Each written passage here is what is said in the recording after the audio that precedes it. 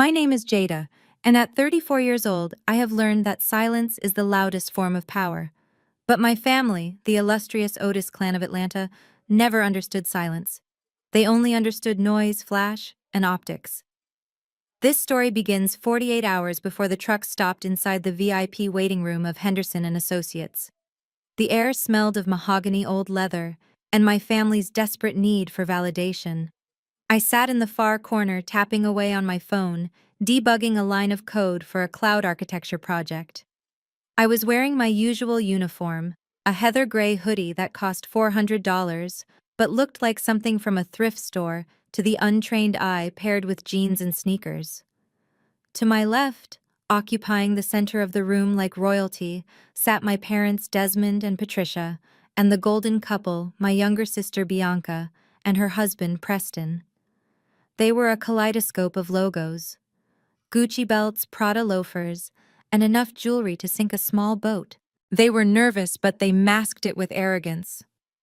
Preston, the man my sister married because he had a trust fund surname, despite having an empty bank account, leaned over the armrest of his leather chair.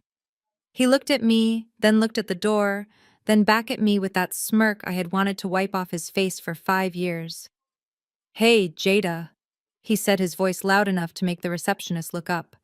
"Did security actually let you in looking like that? Or did they think you were here to deliver our lunch order?" Bianca giggled, covering her mouth with a manicured hand. "Preston, stop it. She is just trying to be authentically tech. You know the starving artist look, even though she is 34. I did not look up from my screen. I did not blink. I simply finished typing the command syntax and hit enter. In my head, I calculated that Preston's suit was a season old and ill-fitting at the shoulders, likely bought on credit. "I am actually here to watch you all perform," I said, my voice flat. "It is rare to see a circus act this close up without buying a ticket." My mother Patricia sighed loudly, adjusting the silk scarf around her neck. "Jada, please. Today is about your grandfather's legacy. Just for once, could you try not to look like you fix cable boxes for a living? We are meeting with Mr. Henderson. Appearances matter. Perception is reality." I almost laughed. Perception was their reality. My reality was binary, ones and zeros, true and false. And looking at them all, I saw was a fatal error waiting to crash. Just then, the double oak doors opened. Lawyer Henderson walked in. He was a tall man with silver hair, the only person in this building who knew who I really was. He had been my grandfather's best friend, and the only other person who knew that Nexus Flow, the software running half the logistics companies in North America, was built by the girl in the gray hoodie. He walked straight toward me, his hand extended, a genuine smile on his face. "Jada, it is good to see you. It is good to—" Before I could stand, my father, Desmond, intercepted him. He physically stepped in front of me, blocking Mr. Henderson's path, and grabbed the lawyer's hand for a vigorous shake. It was a power move so transparent, it was embarrassing. "Mr. Henderson, good to see you," my father boomed, his voice projecting as if he were addressing a shareholder meeting. "We are all eager to get this started. The future of Otis Logistics is ready to take the helm." He gestured grandly toward Bianca, who struck a pose that looked rehearsed for Instagram. Henderson looked at my father, then glanced over my father's shoulder at me. I gave him a subtle nod, a silent code. "Let them have their show." "Of course," Desmond Henderson said, his tone cooling. "Please, everyone, come into the boardroom." As we filed in, my father placed a heavy hand on Bianca's shoulder, leaning down to whisper loudly enough for me to hear. "You see, Bianca, that is respect. You look the part, you get the part. Your sister could be a genius, but she dresses like the help. No one trusts a person who cannot present themselves with dignity." My mother chimed in, linking arms with Bianca. "Exactly. Jada has always been mechanical. She lacks the sophistication to navigate our world. She is better off in the background dealing with wires and plugs. You, my darling, are the face. And the face must always be flawless." I walked behind them, listening to their heels click against the marble floor. They talked about sophistication and dignity while preparing to spend money they had not earned. They called me mechanical. They called me the help. They had no idea that in the modern world, the person who controls the wires and plugs is the person who controls the oxygen. I took my seat at the far end of the long boardroom table. Preston pulled out a chair for Bianca, but let the door almost slam in my face. I sat down, opened my laptop, and waited. The show was about to begin, and I had a front row seat to their destruction. Mr. Henderson cleared his throat. The sound was dry like paper rubbing against stone. It was the only warning we got before the avalanche of wealth began to fall. My parents leaned forward in unison, a synchronized movement of greed. My mother, Patricia, clutched her diamond-encrusted handbag so tightly her knuckles turned white.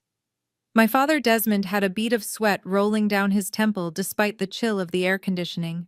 They were hungry, starving for the validation that only a nine-figure inheritance could provide. Bianca sat between them, vibrating with anticipation like a child waiting for a birthday cake. Mr. Henderson adjusted his glasses and began to read. To my granddaughter Bianca, whom I hope will one day understand the weight of responsibility, I leave the entirety of my real estate portfolio. This includes the primary estate in Buckhead with its 12 bedrooms and 6 acres of manicured gardens valued at $15 million. My mother let out a strangled sob of joy, clutching her chest, as if she had just won a marathon she did not run. That house was her obsession. She had spent years trying to redecorate it in her mind while my grandfather was still alive. But Henderson continued, his voice relentless. Next, I leave the 3 central distribution hubs located in the Tri-County area, spanning 50 hectares of industrial land essential to the supply chain of the Southeast. And most importantly, the operational heart of our legacy, the entire fleet of 500 Peterbilt semi-trucks and the legal entity known as Otis Logistics. Effective immediately, Bianca Otis shall assume the title of Chief Executive Officer with full decision-making power. The silence that followed lasted exactly 1 second before it was shattered. Bianca screamed. It was not a scream of grief or gratitude. It was the shrill, ear-piercing shriek of someone who had just won the lottery. She jumped up from her leather chair, her $20,000 dress swishing around her legs. "Oh my God," she yelled, throwing her hands in the air. "I knew it. I knew Grandpa knew I was the special one." She did not hug our parents. She did not thank the lawyer. She did not even look at her husband, Preston. Instead, she did what she was born to do. She reached into her purse, pulled out her phone, and opened Instagram Live within 3 seconds. "Hey guys," she shouted at the screen, her voice shifting instantly into that fake, polished influencer tone you hear on social media. "It is official. I am literally shaking right now. I am the new CEO of Otis Logistics. We are talking 500 trucks, mansions, the whole empire. Get ready because I'm about to change the game. Trucking is going to be so chic." My father stood up and clapped, beaming as if watching a prodigy perform. "That is my girl," he announced, looking at Henderson with smug satisfaction. "See, Henderson, she has the charisma. She is a natural leader. The market responds to energy like that." Preston leaned over to me, his breath smelling of expensive coffee and entitlement. "You hear that, Jada? Your baby sister is the boss now. Try not to be too jealous. Maybe she will hire you to clean the tires if you beg." I said nothing. I sat perfectly still, watching Bianca pose for selfies with the legal documents, duck lips, and peace signs on full display. She had the trucks, she had the land, she had the title. But as I watched her preen for her followers, I felt a cold, dark amusement settle in my chest. She thought she had won the kingdom. She had no idea she had just inherited a corpse. Mr. Henderson adjusted his silk tie and looked down at the document again. He seemed to hesitate for a fraction of a second, his eyes darting toward me with a look that might have been pity or might have been a suppressed smile. The room went quiet, but the energy was different. It was no longer the electric anticipation of wealth. It was the heavy, suffocating silence of judgment. The main course had been served to Bianca, and now it was time for the scraps.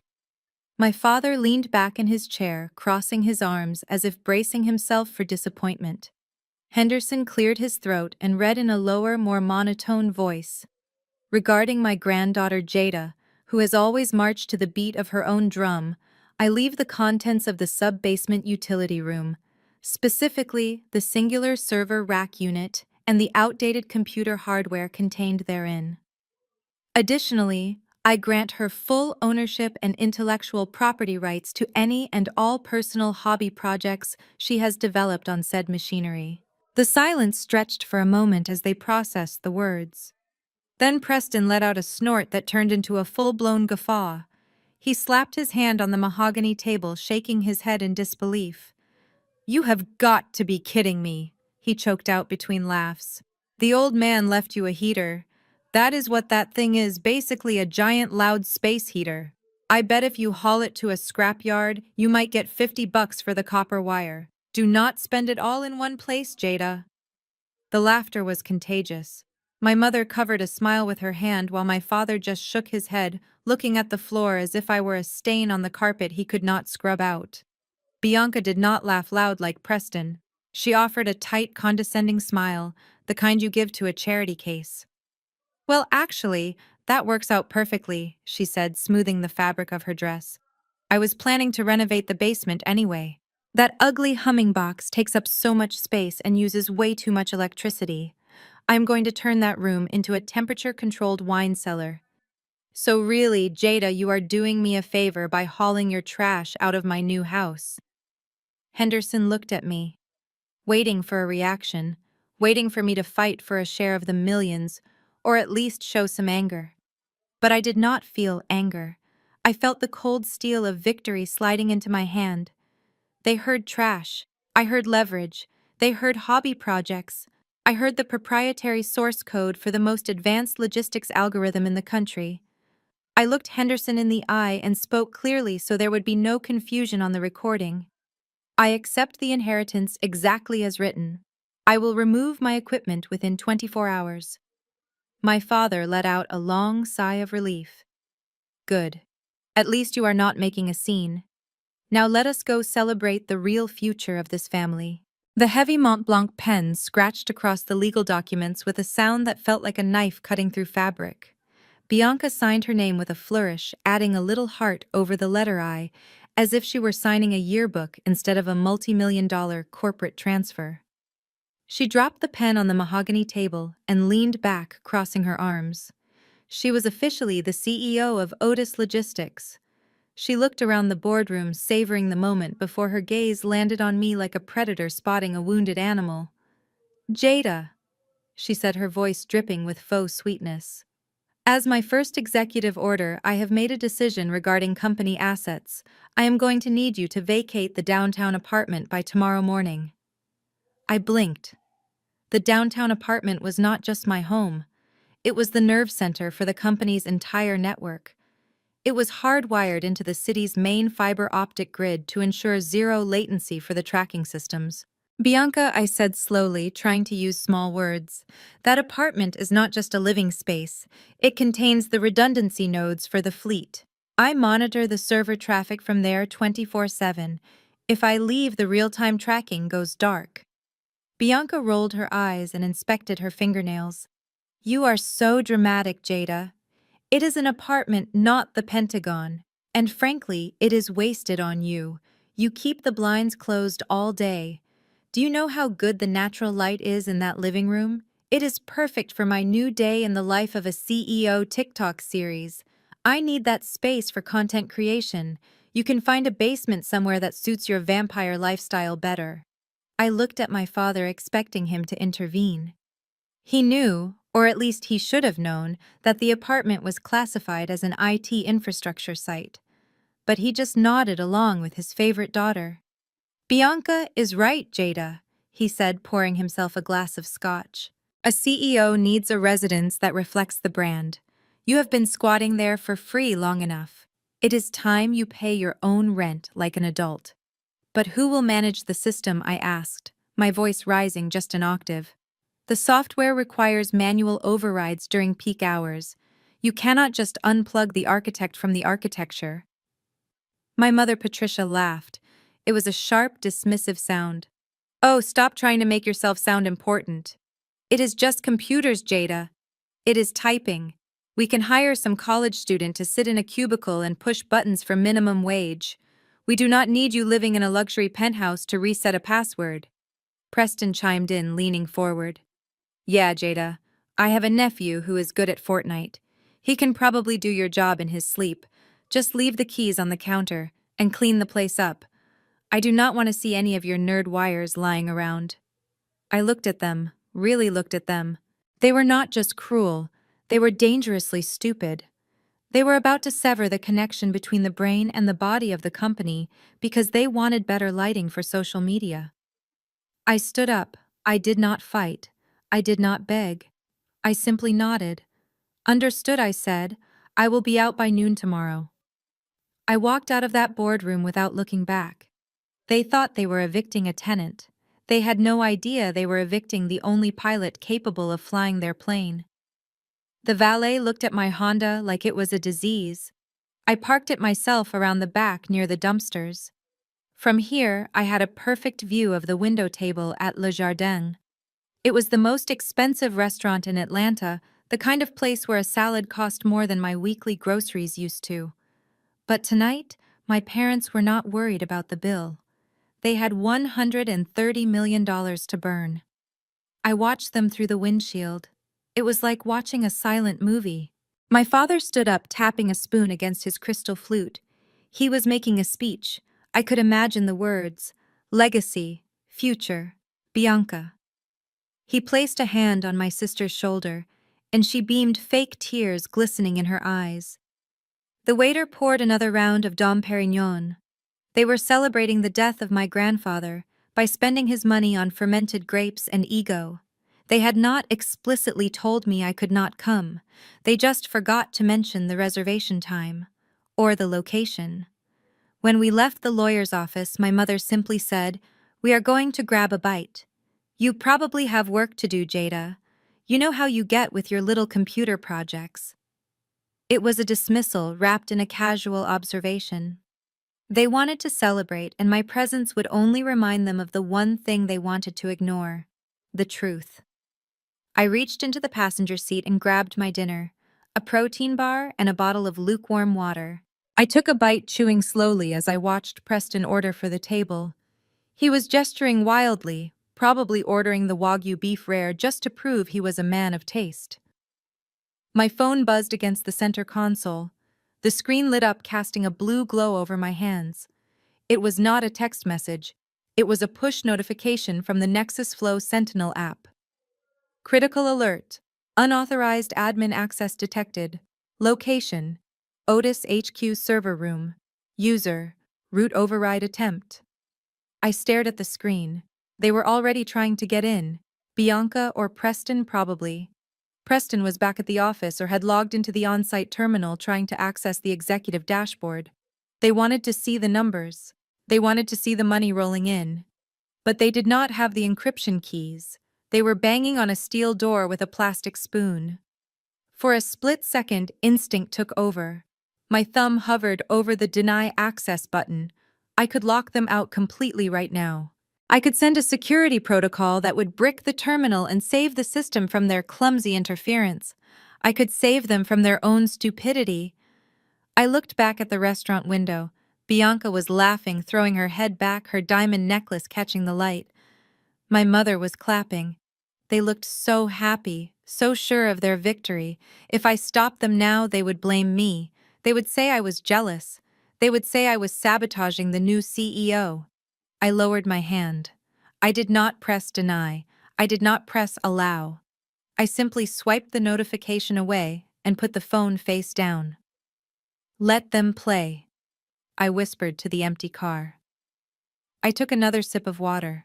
Let them think they are in control.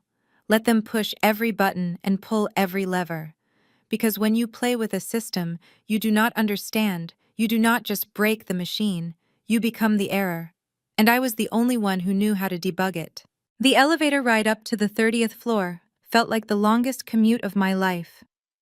I did not need a key to enter my apartment. My front door was already wide open, propped ajar by a stack of my own books. The hallway, usually a pristine corridor of silent wealth, looked like a yard sale gone wrong. My clothes were in garbage bags. My lamps were on their sides. My life, or at least the version of it I had built within these walls, was scattered across the carpet for the neighbors to see.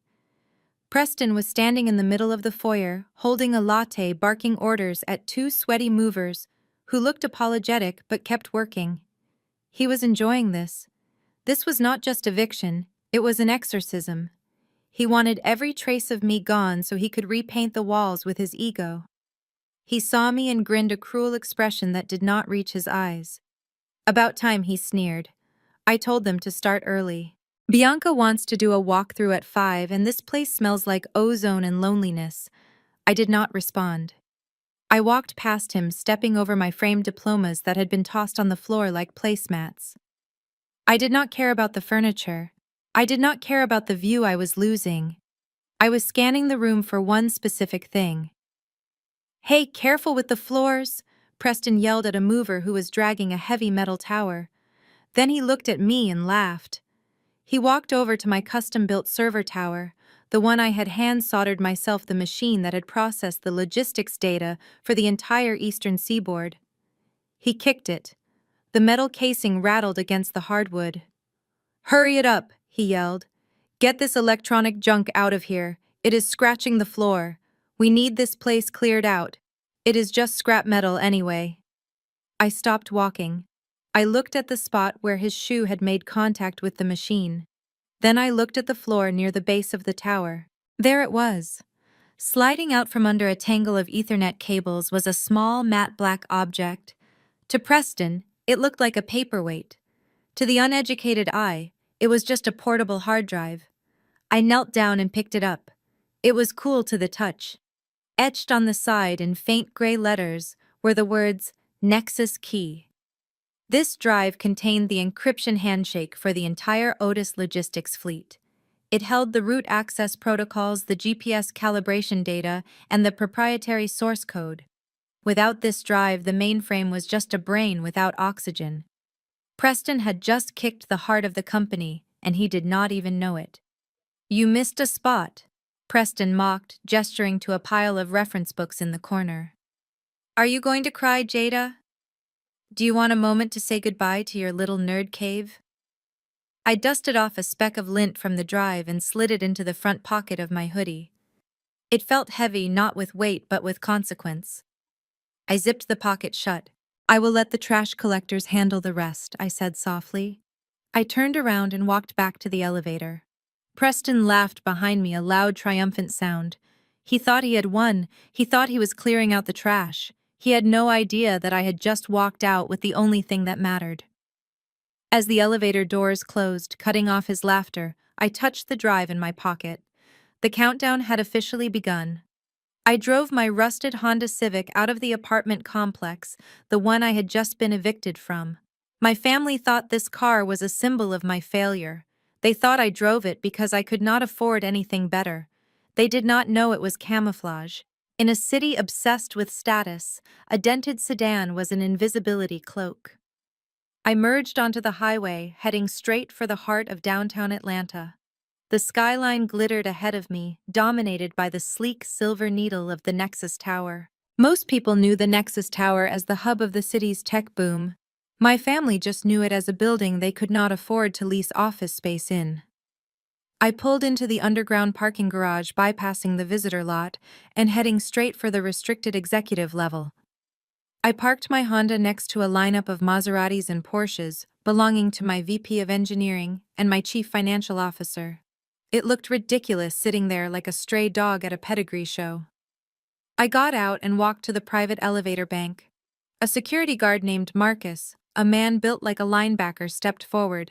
He did not look at my hoodie or my jeans. He looked at my face.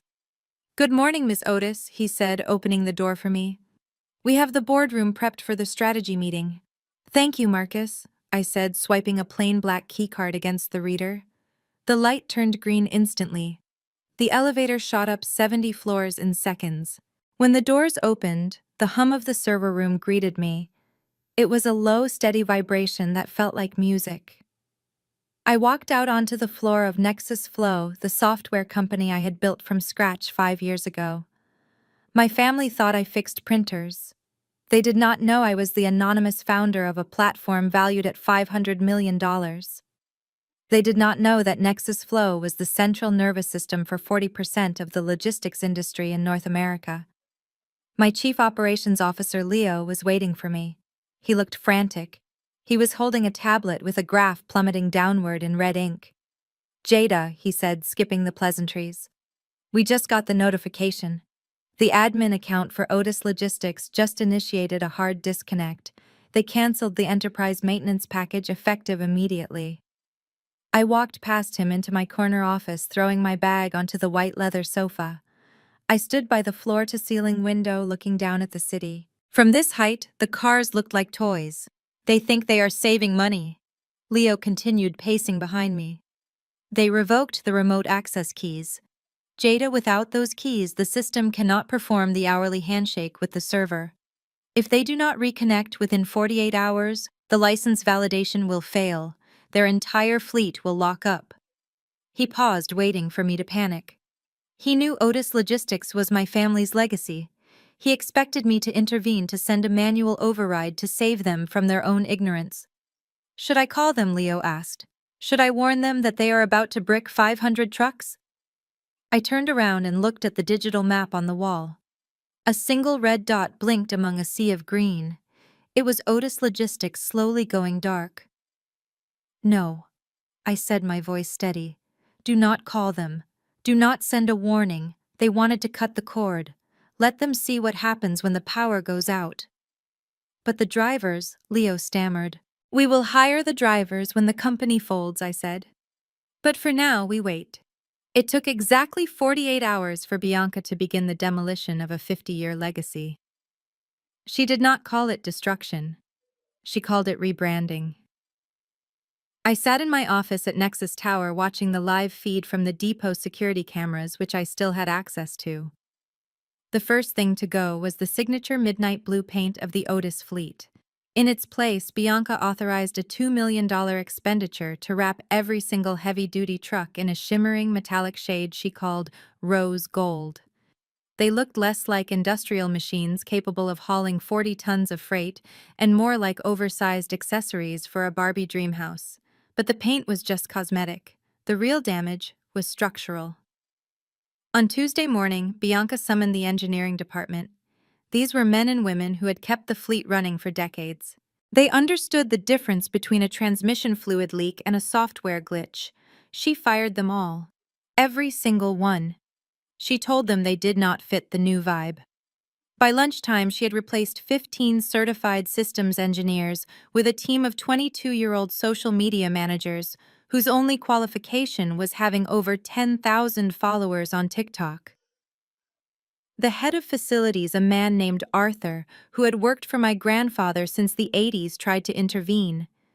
He stood in the middle of the open plan office holding a clipboard, his hands shaking with suppressed rage. "Ms. Otis," he said, his voice tight, "we cannot fire the cooling technicians. The server room in the basement generates a massive amount of heat. It needs to be kept at 65 degrees constantly, or the hardware will melt." Bianca looked up from her phone, annoyed that someone was interrupting her selfie session. She waved a hand dismissively. "Arthur, you are living in the past. We are going green. Do you know how much that air conditioning bill is every month? It is astronomical. We are cutting overhead. Turn the AC off. Open a window if it gets hot. The computers will be fine." Arthur stared at her. His mouth opened and closed, but no words came out. He knew he was talking to a wall, a very expensive, very stupid wall. "I am serious, Arthur," Bianca continued, snapping her gum. "Turn it off. We need that budget for the launch party. I want an ice sculpture of my face, and those are not cheap." Arthur was escorted out by security 5 minutes later. Bianca posted a story on Instagram captioned, "Cleaning house. Out with the dusty old energy. In with the fresh." She had no idea that by turning off the cooling system, she was not just saving money on electricity. She was literally cooking the brain of the company. From my office miles away, I saw the internal temperature sensors on my dashboard begin to climb. 70 degrees, 75, 80. The heat was rising, and Bianca was too busy picking out filters to notice that she had just lit the fuse. Wednesday morning brought the first tremor. I was sitting in my command center at Nexus Tower sipping green tea watching the wall of monitors. To the naked eye, the Otis logistics fleet looked healthy. 500 green dots moving across the map of North America. But I was not looking at the map. I was looking at the code stream running beneath it. At 10 o'clock, exactly 3 dots turned yellow. Then 5. Then 10. It was a latency error. A packet loss. The trucks were trying to ping the main server for a routine license verification handshake, and the server was not waving back. Because the server was in a landfill somewhere, and the new administration had cut the fiber optic cord. I tapped into the audio feed from the dispatch center. I still had backdoor access to the comm system. A driver named Miller, a veteran who had driven for my grandfather for 20 years, was the first to call in. Dispatch, this is Unit 402. My dashboard is acting funny. I am getting a connection unstable warning. The throttle feels lagging. Should I pull over? The call was routed to the chief operating officer's cell phone because Bianca had fired the dispatch manager the day before to save money. Preston answered on the third ring. I could hear the wind in the background. I could hear the chirp of birds.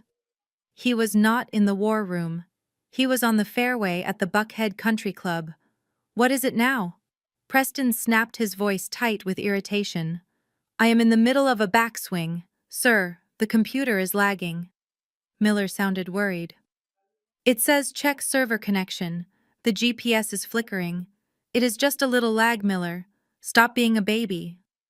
Preston scoffed. The cell service is probably bad in that area. Just keep driving. The wheels turn whether the screen is on or off right. Do not call me again unless the truck explodes. I am putting for birdie. Preston hung up. I watched on the satellite feed as he high-fived his caddy and lined up his shot. He had no idea what he had just ignored. That lag was not bad cell service. It was the digital equivalent of a heart skipping a beat. The trucks were programmed to check for a valid software license every hour. If the check failed 3 times in a row, the system would assume the vehicle had been stolen or hacked. First failure. Warning light. Second failure. Throttle lag. Third failure. Lockdown. Preston had just told them to ignore the first symptom of a fatal heart attack. I watched the yellow dots flicker on my screen. They were still moving, but for how long? The system was designed to be patient, but it was not designed to be ignored. I saw the countdown timer and the code initiate. 24 hours until total system lockout. Preston sank his putt and pumped his fist in the air. He thought he was winning the game. He did not know the game board was about to disappear beneath his feet. Thursday night, the eve of the great launch. I sat alone in the executive suite of Nexus Tower. The lights dimmed the city of Atlanta, glowing beneath me like a circuit board. On the 80-inch monitor on my wall, the local news channel was broadcasting a special segment titled The New Era of Otis Logistics. My parents, Desmond and Patricia, sat on a plush beige sofa across from a smiling host.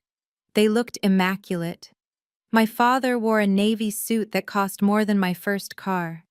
My mother was dripping in pearls, her hair coiffed into a helmet of perfection. They looked like the picture of success. They looked like people who did not owe millions of dollars in debt. The host, a woman with blindingly white teeth, leaned forward. Desmond, Patricia, this is a massive transition. Handing over the reins of a 50-year-old empire to your youngest daughter, Bianca. Tell us what made you decide she was the one. My father beamed. He looked directly into the camera, his eyes twinkling with practiced charm. It was an easy choice, really. Bianca has the spark. She has the vision. You see, logistics is not just about trucks and roads. It is about connection. It is about leadership. Bianca understands people. She has that executive presence that you cannot teach. She is a natural-born leader, just like her grandfather. I took a sip of sparkling water, the bubbles biting my tongue. Just like her grandfather. The lie was so big it almost had its own gravitational pull. My grandfather despised vanity. He would have hated the rose gold trucks. He would have hated the firing of his loyal staff. The host nodded enthusiastically. And you have another daughter, correct? Jada, is she involved in the transition? My mother let out a small, polite laugh, the kind that sounds like glass breaking. Oh, Jada. Well, we love all our children, of course. But Jada is different. She is more of a background player. She never really had the head for business. She is very content with her small life. She lacks the ambition to carry the family torch. We offered her a place, but frankly, she is just not cut out for the high-stakes world of corporate leadership. She is a worker bee, not a queen. I paused the video. I stared at my mother's frozen face on the screen.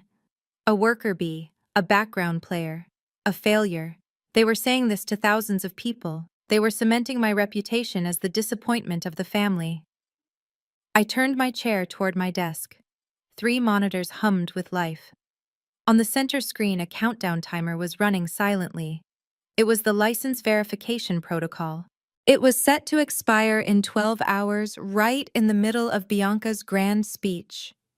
My mother was right about one thing. I was a worker bee, and worker bees protect the hive. But when the hive becomes toxic, the worker bee can also sting, and my sting was fatal. I placed my fingers on the mechanical keyboard. The clicking sound was sharp and rhythmic in the silent office. I did not feel sad. I did not feel angry. I felt precise. I typed a single line of code into the command terminal. Prep system lockdown. Execute at 0900 hours. The screen flashed a confirmation. Ready. I looked back at the frozen image of my parents on the TV. Enjoy your interview, I whispered, because tomorrow, the only thing on TV will be your ruin. The basement of the Otis family mansion was built to survive a nuclear winter. It was reinforced with concrete and steel designed by my grandfather to house the most critical infrastructure of his empire. But to Preston, my brother-in-law, it was just wasted square footage. He walked down the stairs holding his phone in one hand and a sleek aluminum baseball bat in the other. He was wearing a headband and designer workout gear that had never seen a drop of sweat. He was not there to inspect the foundation. He was there to clear the room for Bianca's new meditation and hot yoga studio. The server rack stood in the corner. It was a monolith of black steel and blinking blue lights. It hummed with a low, steady vibration. This machine was the physical bridge between the trucks on the road and the cloud network I controlled. Even though I had removed the encryption key, the hardware was still processing raw telemetry data. It was worth $500,000. To Preston, it was just a loud, ugly box that Jada the nerd had left behind. Preston held up his phone and hit the Go Live button on Instagram. He flashed a winning smile at the camera, checking his hair in the reflection. Hey everyone, it is Preston here, the COO of Otis Logistics, coming at you live. I am down in the dungeon today doing a little spring cleaning. You won't believe the junk my wife's sister left behind. Look at this thing. He flipped the camera to show the server rack. The blue lights danced in the darkness. This is what happens when you let a hoarder live in your house, Preston said, his voice echoing off the concrete walls. This dusty old computer is making so much noise. It is vibrating the floorboards upstairs. Bianca cannot center her chakras with this thing buzzing like a giant refrigerator. So today we are going to do a little demolition therapy. We are going to smash the past to make room for the future. He handed the phone to a hired contractor who was standing by the door, instructing him to keep the frame steady. Preston stepped up to the server rack. He gripped the baseball bat with both hands. He did not look like an executive. He looked like a vandal in expensive sneakers. "This is for the yoga room," he yelled. He swung the bat. The sound of aluminum hitting the server chassis was sickening. It sounded like a car crash in a library. The metal casing buckled. The glass door of the rack shattered, spraying fragments across the floor. Preston laughed. It was a manic, adrenaline-fueled laugh. He swung again. And again. "Take that, you piece of junk," he screamed. Sparks showered down as the bat connected with the internal power supply. The blue lights flickered and died. The humming sound, the heartbeat of the building was silenced. It was replaced by the heavy breathing of a man who had never done a day of real work in his life. Preston grabbed the phone back from the contractor. He pointed the camera at the twisted pile of metal and silicon. "And that, ladies and gentlemen, is how you handle business. The space is cleared. Namaste." He ended the stream. He looked at the wreckage and wiped a non-existent bead of sweat from his forehead. He thought he had just destroyed a useless computer. He did not realize he had just physically severed the hardline connection required for the manual override. He had just locked the door and swallowed the key. The silence of my executive suite was shattered. It was not a phone ring or a knock at the door. It was a sound I had programmed myself, a sound I hoped I would never have to hear. A low-frequency, bone-rattling klaxon that vibrated through the floorboards. Instantly, the ambient lighting in my office shifted from a soft white to a pulsing emergency red. My 3 monitors, usually a soothing cascade of green data streams, synchronized into a single terrifying image. In the center of the 80-inch main screen, bold white letters flashed like a warning beacon. Critical hardware failure. Physical breach detected. Location: Otis residence sub-basement. I stood up slowly, my heart rate surprisingly steady. This was not a software bug. This was not a connection timeout. This was violence. The system had detected a catastrophic destruction of the on-site hardware. I typed a quick command to access the black box log. The server rack in my parents' basement was equipped with an internal backup camera and a cellular uplink designed to upload the last 10 minutes of footage to the cloud in case of fire flood or theft. I clicked the file labeled Last Transmission. The video opened in high definition. I watched as Preston walked into the frame. I saw the aluminum baseball bat in his hand. I saw the manic grin on his face as he postured for his Instagram live stream. I turned up the volume. I heard him call my life's work a piece of junk. I heard him say he was clearing space for a yoga room. And then I watched him swing. The sound of the metal bat crushing the server chassis played through my office speakers. It was the sound of a skull cracking. I watched as the blue status lights flickered and died. I watched as sparks showered the concrete floor. I saw Preston laugh a triumphant, ignorant laugh as he stood over the wreckage of the machine that was the only thing keeping his wife's company alive. He did not know what he had done. By destroying the physical hardware, he had not just broken a computer. He had triggered the tamper protection clause in the Nexus Flow operating system. The software interpreted this not as an accident, but as a hostile attack. The safety protocols were now gone. There was no grace period. There was no rolling back. I froze the video frame on Preston's smiling face. The cold detachment I had maintained for the last 3 days evaporated. In its place was something hotter, something sharper. It was not sadness. It was the icy clarity of an executioner. They had crossed the line. They had not just evicted me. They had violently destroyed my property. They had declared war. I looked at the red light pulsing on my desk. I looked at the frozen image of Preston. "Okay," I said, my voice barely a whisper in the red room. "You want to treat this like a game. You want to play house." I reached out and placed my finger on the enter key. "Then I will turn off the power." I pressed the key. The command sent a signal to the cloud, locking the encryption certificates for all 500 trucks instantly. The trap was sprung. The Friday morning sun hit the asphalt of the main distribution hub with blinding intensity. It was the perfect lighting for a disaster. Bianca had transformed the industrial trucking yard into something that looked more like the set of a music video. 500 Peterbilt trucks stood in perfect formation, row after row of shimmering metal. The rose-gold vinyl wraps caught the sunlight, turning the fleet into a blinding sea of pink metallic glitter. It was grotesque, it was expensive, and it was exactly what Bianca thought leadership looked like. A red carpet ran down the center of the lane. A VIP tent was set up on the loading dock, stocked with crystal flutes and towers of imported macaroons. The mayor of Atlanta was there, sweating in his suit, shaking hands with my father. Executives from Amazon and Walmart stood in a tight circle checking their phones, calculating the shipping routes for the millions of dollars of inventory sitting in those trailers. They were promised a revolution. They were about to get a blackout. Then the music started. A heavy bass beat thumped from concert-grade speakers. Bianca stepped onto the raised platform. She was not wearing a business suit. She was not wearing safety gear.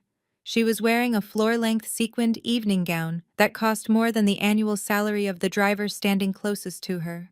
She held a diamond-encrusted microphone in one hand and a black and white checkered flag in the other. She looked out at the crowd, her face projected onto two massive LED screens flanking the stage. "Welcome everyone to the new age of logistics," she purred into the mic. Her voice echoed across the yard. "For too long this industry has been dirty. It has been boring. My grandfather built the foundation, but I am here to build the castle. Look at these machines. They are not just trucks. They are moving sculptures of success. We are not just delivering packages anymore. We are delivering an experience." The crowd applauded politely. My parents beamed from the front row, looking at their daughter as if she were a queen. Preston stood off to the side, giving a thumbs up, looking proud of the chaos he helped create.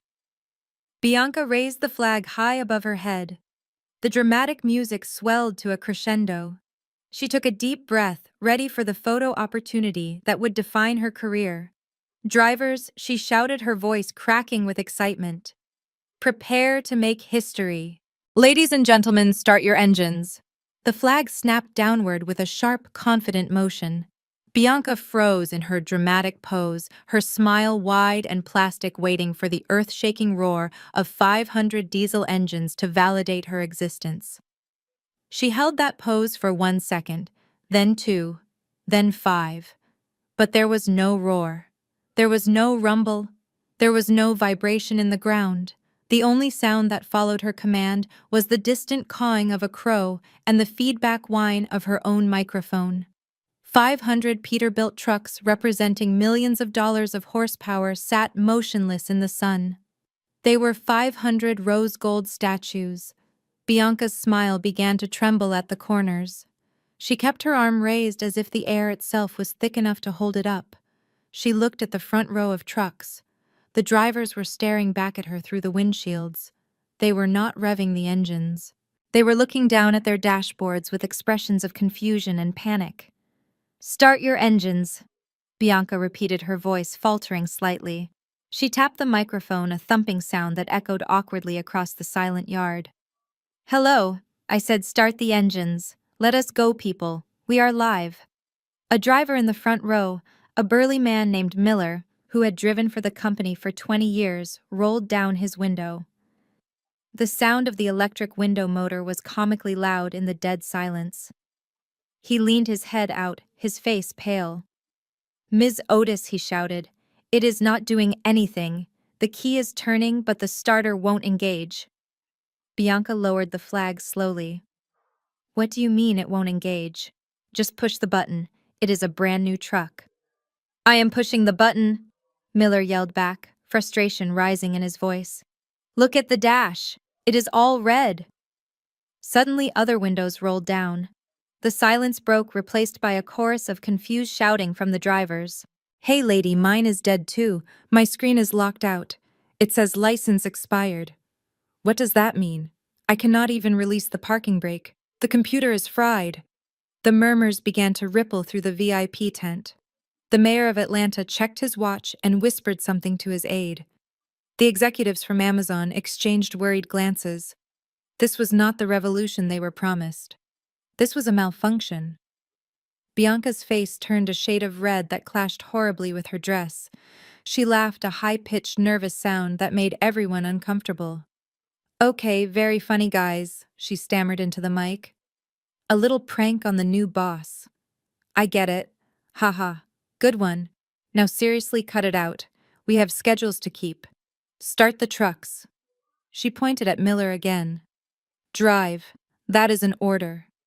Miller held up his hands in surrender. "I cannot make it drive if the computer says no, Ms. Otis. The whole system is bricked. It is asking for an administrator password. Bianca looked at her parents in the front row. My father Desmond stood up, his face purple with rage. He gestured wildly at the trucks. "Kick it or something," he yelled at the drivers. "Make it work. We are losing money every second you sit there." But kicking it would not help. The silence remained absolute. The fleet was paralyzed. And slowly the realization began to dawn on Bianca that this was not a prank. The Empire had just stalled. Miller sat in the driver's seat of the lead truck. The smell of new leather and expensive air freshener was suffocating. He stared at the digital dashboard. It was no longer a navigation map or a speedometer. It was a death sentence painted in pixels. The entire 7-inch LCD screen was washing the cabin in a harsh, pulsing crimson light. Bright red letters scrolled across the display. License expired. Hardware ID invalid. Contact Nexus Flow Administrator. Beneath that, a smaller message blinked relentlessly. System lockdown engaged. Miller grabbed the steering wheel with both hands and tried to turn it. It was locked rigid as if it had been welded to the steering column. He reached for the yellow diamond-shaped parking brake valve and pushed it in to release the air brakes. It popped right back out with a sharp hiss of rejection. The electronic control unit had engaged the safety interlocks. The truck believed it was being stolen, and it had done exactly what I programmed it to do. It had turned itself into a 10-ton paperweight. He tried the ignition again. Nothing, not even a click, just the silence of a dead machine. "I cannot move it," Miller yelled out the window, his voice cracking. "The brakes are seized. The wheel is locked. It is the computer, Ms. Otis. It is completely dead." On the ground, the panic began to ripple outward from the trucks to the VIP tent. The silence was replaced by a low buzzing murmur that grew louder by the second. The regional director for Amazon, a man in a sharp gray suit who had flown in specifically for this launch, tapped his phone screen furiously. He was not taking photos of the rose gold trucks anymore. He was checking his logistics dashboard.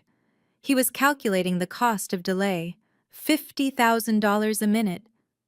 He turned to the Walmart executive standing next to him. "They are not moving," he whispered, but in the quiet yard it sounded like a shout. "Why are they not moving? My inventory is sitting in those trailers." My father Desmond rushed over to the side of the stage. He looked at the trucks, then at the investors, sweat pouring down his face. He grabbed Preston by the lapel of his blazer. "Fix it," he hissed. "Go down there and hotwire it if you have to. Do something. We look like idiots." Preston scrambled down the stairs and ran toward Miller's truck. He jumped onto the running board and looked inside. When he saw the red screen, his face went pale. He saw the words, Nexus Flow. He saw the name of the company he had mocked. He saw the ghost of the sister he had evicted. "This does not make sense," Preston muttered, banging his fist on the door. "We own the trucks. Why does it say license expired?" He looked around at the other drivers. 500 screens, 500 red lights, 500 dead machines. The realization hit him like a physical blow. They owned the steel, but they did not own the mind. And the mind had just decided to quit. The paralysis in the trucking yard was bad. But what happened next was a catastrophe that would make the evening news. The infection I had planted was not limited to the vehicles. It was systemic. It lived in the walls, it lived in the wiring. And at exactly 10 o'clock it decided to close the shop. A deafening mechanical grinding noise erupted from the main warehouse behind the stage. It sounded like the earth was splitting open. Everyone turned to look. The massive steel bay doors, the ones that allowed the forklifts to load cargo, began to descend. They did not move slowly. They slammed down with the force of a guillotine. Boom, boom, boom. One by one, the 20 loading docks were sealed shut. The automated locking mechanisms engaged with a heavy metallic clank that echoed across the terrified silence of the yard.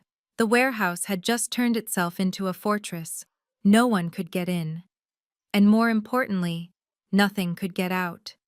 Inside that fortress was the crown jewel of the Otis operation, the cold storage facility. I watched the telemetry data on my screen. The warehouse management system sent a command to the industrial cooling units. Shut down. Immediately, the low hum of the refrigeration compressors died. The giant fans that kept the air at a crisp sub-zero temperature spun to a halt. Silence fell over the millions of dollars of inventory stacked on the shelves. This was not dry goods. This was high-stakes perishable cargo for VIP clients. 2 tons of live Maine lobsters destined for 5-star restaurants. Pallet after pallet of A5 Wagyu beef imported from Japan. Thousands of vials of temperature-sensitive pharmaceuticals. The digital thermometers on the wall began to tick upward. -10. -5. 0. The ice began to sweat. The clock had started on the most expensive spoilage event in the company's history. In 2 hours, that warehouse would not smell like money. It would smell like rotting fish and failure. Preston was pacing in circles on the asphalt, his phone pressed so hard against his ear, it looked like he was trying to push it through his skull. He was screaming at the head mechanic. "What do you mean you cannot open the doors?" Preston shrieked. "Use a crowbar. Use a blowtorch. I do not care. Break them down." I could not hear the mechanic's side of the conversation, but I could imagine it. "You cannot crowbar a magnetic lock rated for 10 tons of force. It is getting hot in there," Preston yelled, spit flying from his mouth. "The lobster is going to die. Do you know how much a dead lobster is worth?" 0. It is worth 0. Turn the fans back on. He listened for a moment, then threw his phone onto the pavement. It shattered. He grabbed his hair with both hands, looking wildly around the yard. "It is the software," he screamed at no one in particular. "It is the damn software. It locked us out. It is killing the beef." He ran over to the nearest control panel mounted on the wall and started mashing buttons with his fist. But the screen was dark. The keypad was dead. He was trying to fight a ghost with his bare hands. And the ghost was winning. The temperature inside the warehouse ticked up another degree. The melt had begun. My father Desmond was a man who prided himself on control. He controlled the board, he controlled the family, and he controlled the narrative. But standing in the middle of a silent trucking yard with the smell of panic rising like heat from the pavement, he finally realized he had lost the steering wheel. He watched the Amazon executives scream into a phone. He watched the warehouse doors lock tight. He looked at the red screens flashing on the dashboards, and for the first time in his life, he did the math correctly. This was not a mechanical failure. This was an eviction. And he knew exactly who the landlord was. He pulled his phone from the inside pocket of his sweaty suit jacket. His hands were shaking so badly he almost dropped the device. He did not dial the police. He did not dial the insurance company. He dialed me. I sat in my office miles away and watched my phone vibrate on the glass desk. The caller ID flashed a single word. Father. It was a word that used to make me jump to attention. It used to make me eager to please. Now it just looked like a notification from a stranger. I did not pick up. I took a sip of my tea and let it ring. 1, 2, 3, 4. The call went to voicemail. But he did not hear my voice. He did not hear the apologetic daughter asking him to leave a message. I had updated my routing protocols that morning. Instead, a cool, synthetic female voice answered. "Thank you for calling Nexus Flow Enterprise Support. We are currently experiencing high call volumes. To open a priority ticket, please have your 6-digit client ID ready. Please note that emergency technical support is billed at a rate of $5,000 per hour. Please enter a valid credit card number to proceed." My father pulled the phone away from his ear and stared at it as if it had just bitten him. The color drained from his face. He had expected a plea for forgiveness. He got a billing department. Bianca saw who he was calling. She grabbed his arm, her long nails digging into his expensive suit fabric. Her face was twisted with confusion and rage. "Daddy, why are you calling Jada?" she shrieked. "Put the phone away. This is a crisis. We need real experts. We need a hacking team or the FBI. Why are you wasting time calling her? She is just a computer fixer. She is a loser who lives in a dark apartment. She cannot help us." My father looked at Bianca. For the first time, he did not see a golden child. He saw a liability in a sequined dress. He shook her hand off his arm.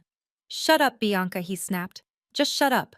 She is not just a fixer. She built the machine, and we just locked ourselves out of it." He dialed again, and again, but the result was always the same. Enter credit card, enter client ID. The walls were closing in, and the only person with the key was the daughter he had thrown away. Amidst the screaming drivers and the cacophony of ringing alarms, a sleek, black sedan rolled onto the chaotic scene. It moved slowly like a hearse arriving at a funeral. The back door opened and Lawyer Henderson stepped out. He was the only person in the entire zip code who looked calm. He adjusted his suit jacket, checked his watch, and walked up the steps of the stage, bypassing the panicked investors and the sweating politicians. He looked like a man who had read the instruction manual while everyone else was trying to smash the machine with a hammer. He walked straight to Bianca. She was pacing back and forth, her mascara running in dark streaks down her face, screaming at a terrified assistant to call the FBI. When she saw Henderson, she lunged at him. "Mr. Henderson," she shrieked. "You have to do something. Someone hacked us. It is cyber terrorism. I want them arrested. I want them in jail." Henderson did not look rattled. He did not offer comfort. He simply reached into his leather briefcase and pulled out a thick document. It was the last will and testament of Otis Otis. He dropped it onto the table next to the melting ice sculpture. It landed with a heavy, authoritative thud. "Ms. Otis," Henderson said, his voice cutting through her hysteria. "There is no hacker, there is no terrorism. This is simply a matter of contract law." Bianca stared at the document. "What are you talking about?" Henderson opened the file to page 42. He pointed a manicured finger at a paragraph highlighted in yellow. "You were so excited about the houses and the cars during the reading that you stopped listening," he said. "You did not let me finish the section regarding intellectual property. Your grandfather was a wise man, Bianca. He knew that steel rusts, but code is eternal." He looked at my father, who was standing frozen nearby. "Mr. Otis left the physical assets to you," Bianca Henderson explained. "The trucks, the tires, the warehouse walls. That is the hardware. That is the body. But he separated the company's operating system into a distinct legal entity 5 years ago. He wanted to ensure that the brain of the company was protected from mismanagement." My father's face went gray. "Nexus Flow," he whispered. "Correct," Henderson said. "Nexus Flow owns the software. They own the GPS algorithms, the engine management protocols, and the temperature control systems. That is the soul of the machine. And the soul belongs to Jada." Bianca looked at the trucks, then back at the lawyer.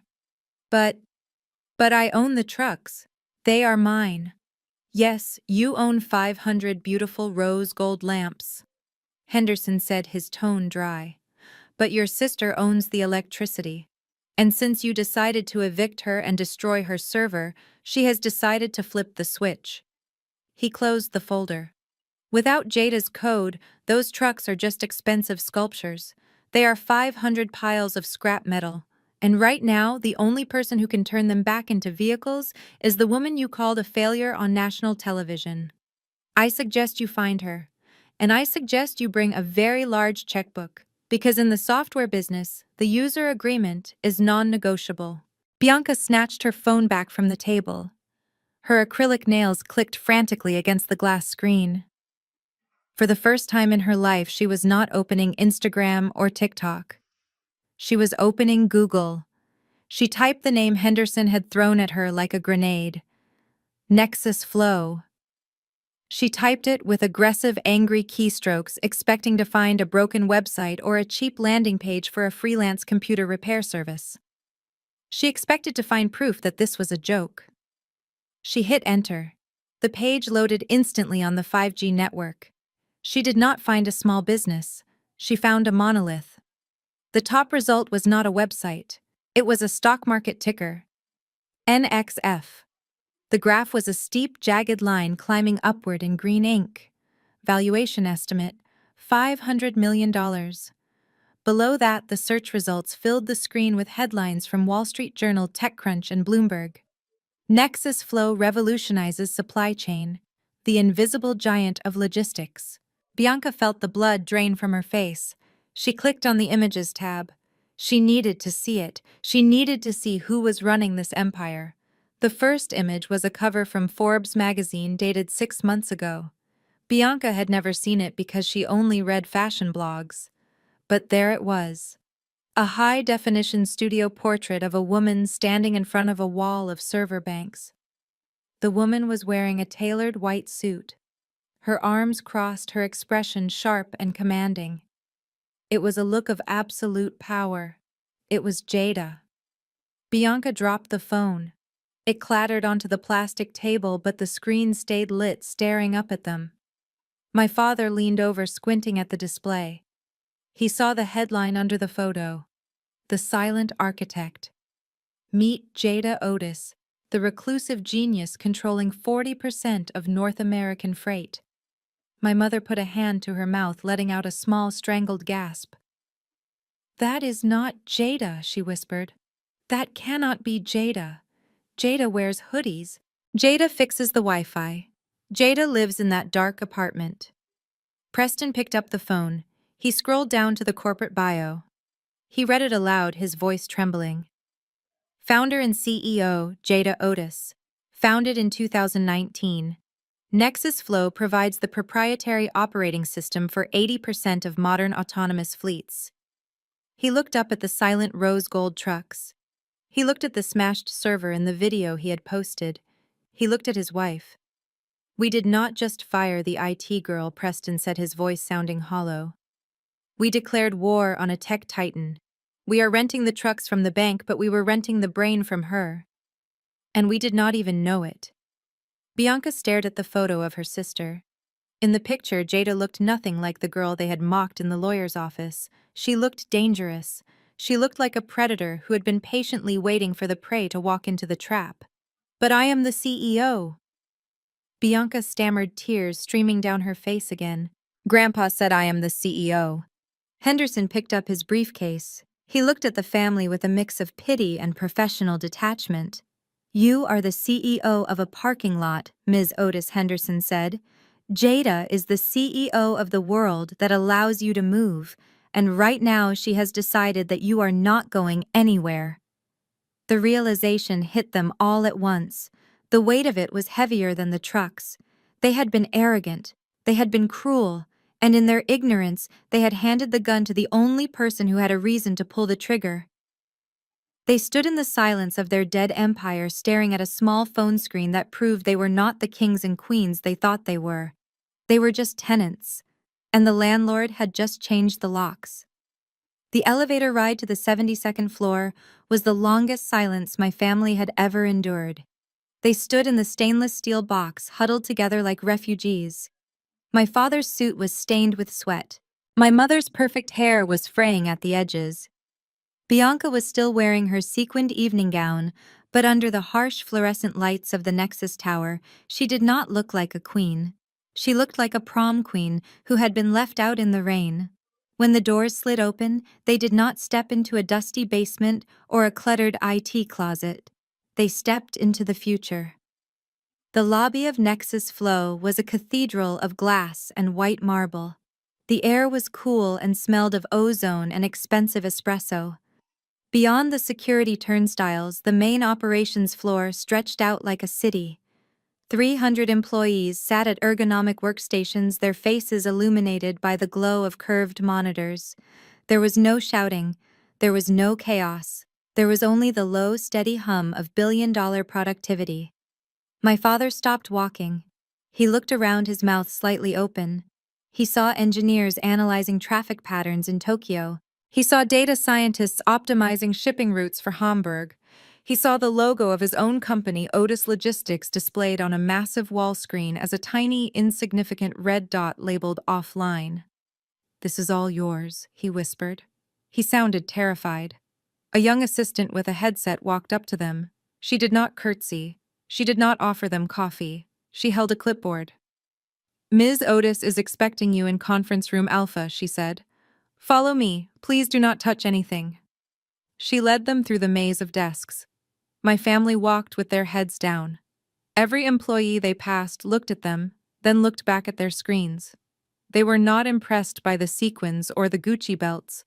In this building, status was determined by code, not clothes, and my family was wearing the wrong uniform. They reached the conference room at the end of the hall. It was a glass box suspended over the city, offering a panoramic view of the skyline. I was already sitting at the head of the long table. I was wearing a white tailored suit that cost more than Preston's car. My laptop was open. My hands were folded on the desk. I did not stand up when they entered. I did not smile. Jada, my mother gasped, rushing forward with her arms open. Oh, thank God. This is all a terrible misunderstanding. We were so worried about you. I raised one hand. It was a small gesture, but it stopped her cold. She froze, her arms still half raised, looking at me like I had just slapped her. Sit down, I said. My voice was calm, devoid of any warmth. They pulled out the heavy Eames chairs and sat. They looked small on the other side of the table. Bianca was sniffling, clutching her purse. Preston was staring at the floor, unable to meet my eyes. I tapped a key on my laptop. A timer appeared on the screen facing them. Welcome to Nexus Flow, I said. I understand you are experiencing a catastrophic service interruption with your fleet. As you are no longer under a maintenance contract, this meeting is classified as emergency external consultation. I looked at my father. My rate for emergency consultation is $5,000 per hour. The clock starts now. Do you want to pay with a corporate card or personal? My father choked.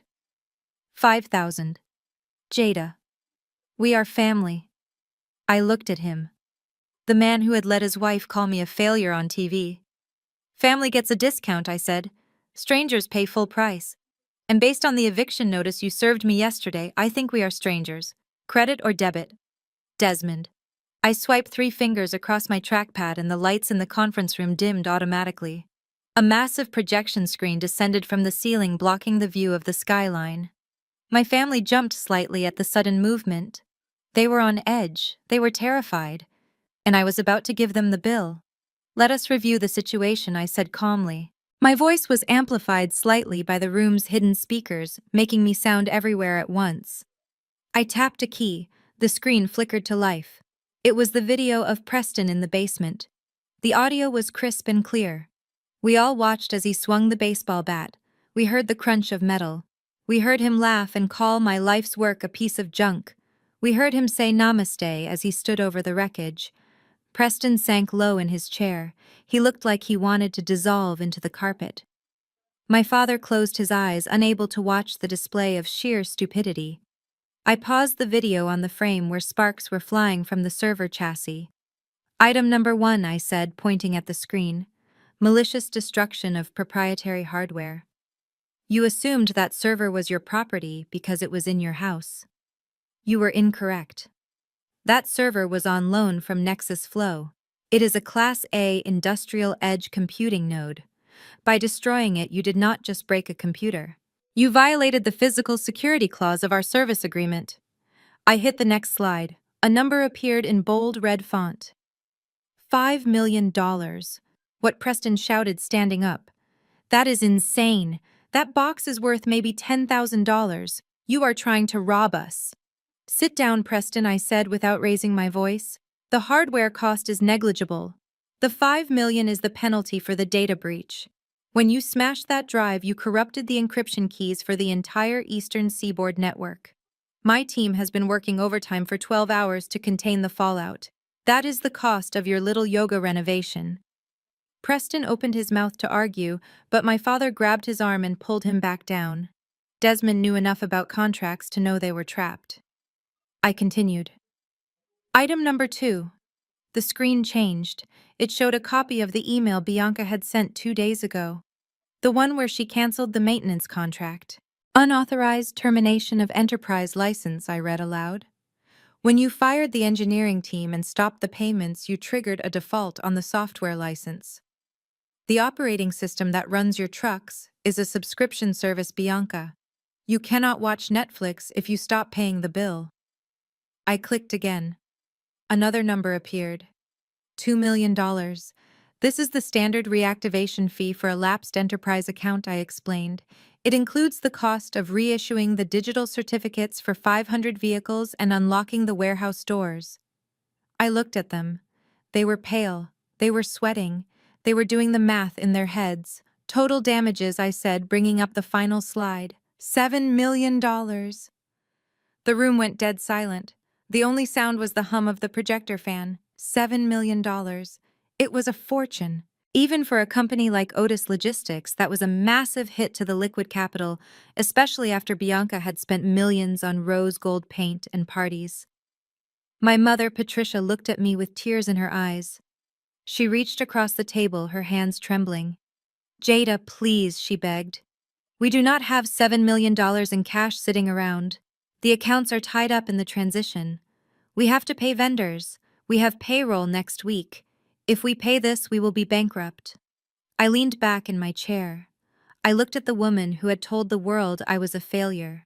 "That sounds like a logistics problem," I said coldly. I pointed to the bottom of the screen where a bank routing number was displayed.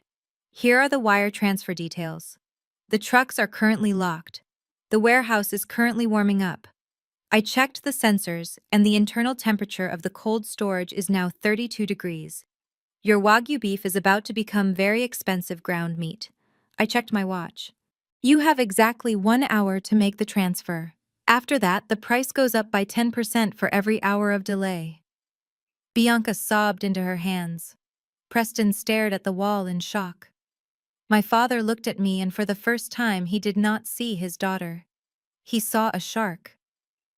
Desmond stood up slowly. He looked defeated. He looked old. "Make the transfer," he whispered to Preston. "But Dad," Preston stammered. "Make the transfer," Desmond roared, slamming his fist on the table. "Do it now before she takes everything else." I watched them scramble to open their banking apps. I watched them liquefy their assets. I watched them pay the price for their arrogance. And as the notification popped up on my screen, confirming the receipt of $7 million, I did not smile. I just took a sip of my water. Business was concluded. The sound of Desmond's fist hitting the glass conference table echoed like a gunshot. It was a violent, desperate crack that made the water in the crystal pitcher tremble. My mother jumped in her seat, clutching her pearls as if they could protect her from the sudden explosion of rage. Bianca let out a small squeak of terror, shrinking away from her own father. But I did not flinch. I did not blink. I sat perfectly still, my hands resting lightly on the cool metal of my laptop, watching the man who had raised me unravel. Desmond stood over me, his face a mask of purple fury. The veins in his neck were bulging, pulsing with the rhythm of a man who was used to getting his way. He leaned across the table, invading my personal space, his breath smelling of stale coffee and fear. "Enough of this nonsense," he roared, his voice cracking with the strain. "I am your father, Jada. I am the reason you exist. I put clothes on your back. I put food in your mouth. You do not get to sit there in your fancy chair and hold my company hostage. I am ordering you to unlock those trucks right now. Do you hear me? That is a direct order." The room fell into a suffocating silence. He was breathing heavily, waiting for me to cower. He was waiting for the little girl who used to apologize for taking up too much space. He was waiting for the daughter who sought his approval like a flower seeking the sun. But that daughter was gone. She had died the moment he let Preston throw my servers into the trash. I looked at him. I looked at the sweat dripping down his temple. I looked at the fear behind his eyes. And I felt absolutely nothing. I leaned forward slightly, bringing my face just inches from his. "Sit down, Desmond," I said softly. He blinked, taken aback by the coldness in my voice. "I said sit down," I repeated harder this time. He slowly lowered himself back into the chair, deflated by the sheer weight of my authority. You seem to be confused about the nature of our relationship, I said, my voice steady and precise. You claim to be my father, but fathers do not evict their children with 24 hours' notice. Fathers do not let their other children destroy their life's work for an Instagram video. Fathers do not go on national television and call their daughter a failure. I tapped the table with my index finger. On Tuesday, you made a choice. You chose to treat me like a tenant you could discard. You threw my belongings into the hallway. You severed the family tie. So let us be clear. There is no family in this room. There is no father. There is no daughter. I gestured to the glass walls surrounding us. This is a boardroom, not a living room. We are two separate corporate entities. I am the CEO of Nexus Flow. You are the representative of a failing logistics company that is currently in default. In the eyes of the law and in the eyes of this contract, we are strangers. And strangers do not get favors. They get invoices. Desmond opened his mouth to speak, but I cut him off. You have a debt of $7 million, I said. You can pay it or you can leave. Those are your only two options.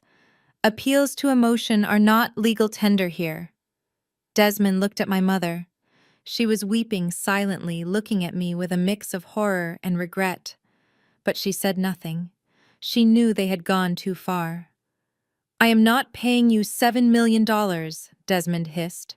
It is extortion. I will not do it. I nodded. I expected that.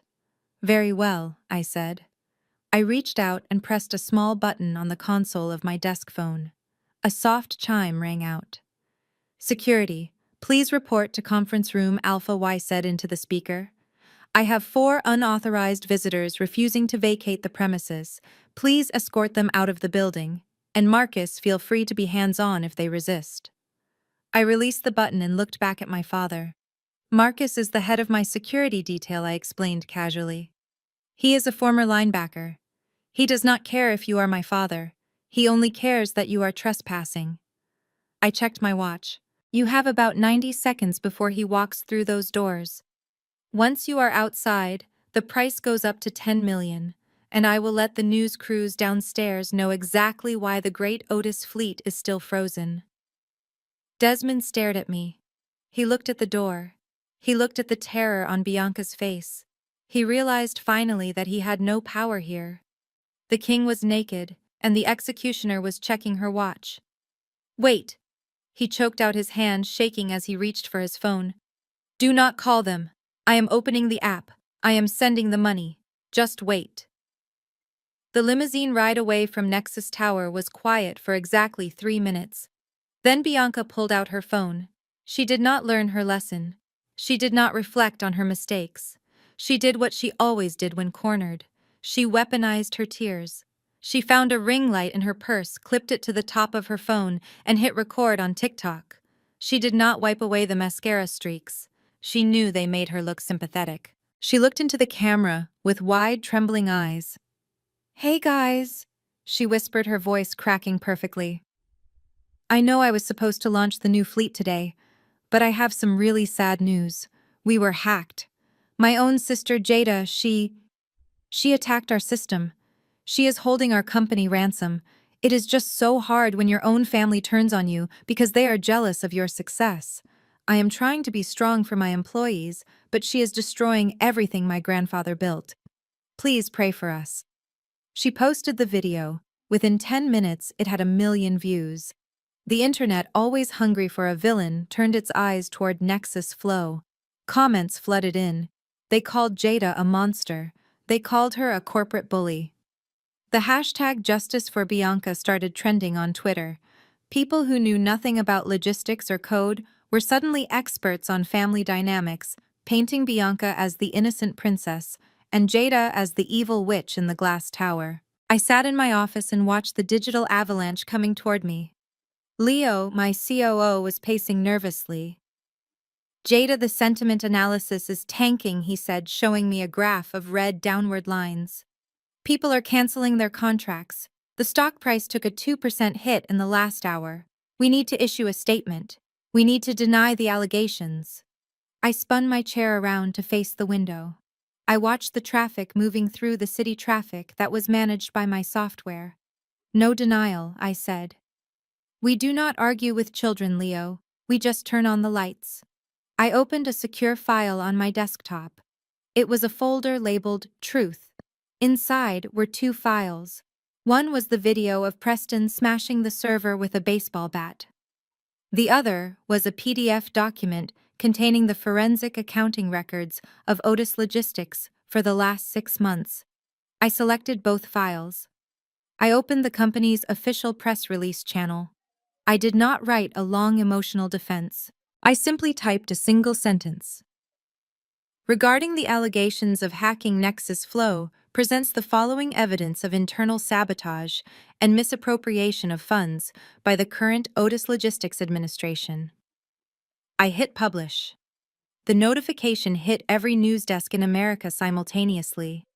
At first there was silence as the world downloaded the files. Then the explosion happened.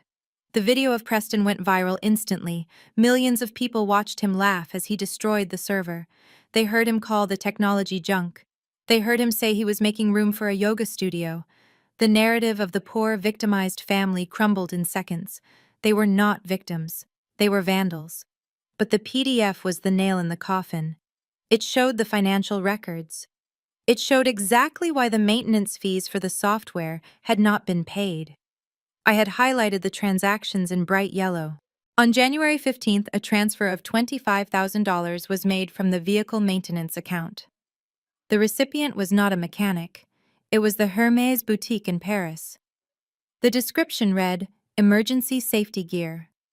On February 2nd, another $50,000 was moved from the IT infrastructure fund to a private jet charter company for a trip to Ibiza. The internet detectives went to work. Within an hour, they found photos of Bianca carrying the Birkin bag that was bought with the money meant to keep the trucks safe. They found photos of her partying in Ibiza on the dime of the company. The headlines changed faster than the weather. The New York Post ran with the headline, "Heiress Destroys Empire for a Handbag." BuzzFeed posted an article titled, "10 times Bianca Otis proved she was the worst CEO in history." The comments on Bianca's tearful video turned vicious. People realized they had been played. They saw the greed. They saw the stupidity. Bianca deleted the video, but it was too late.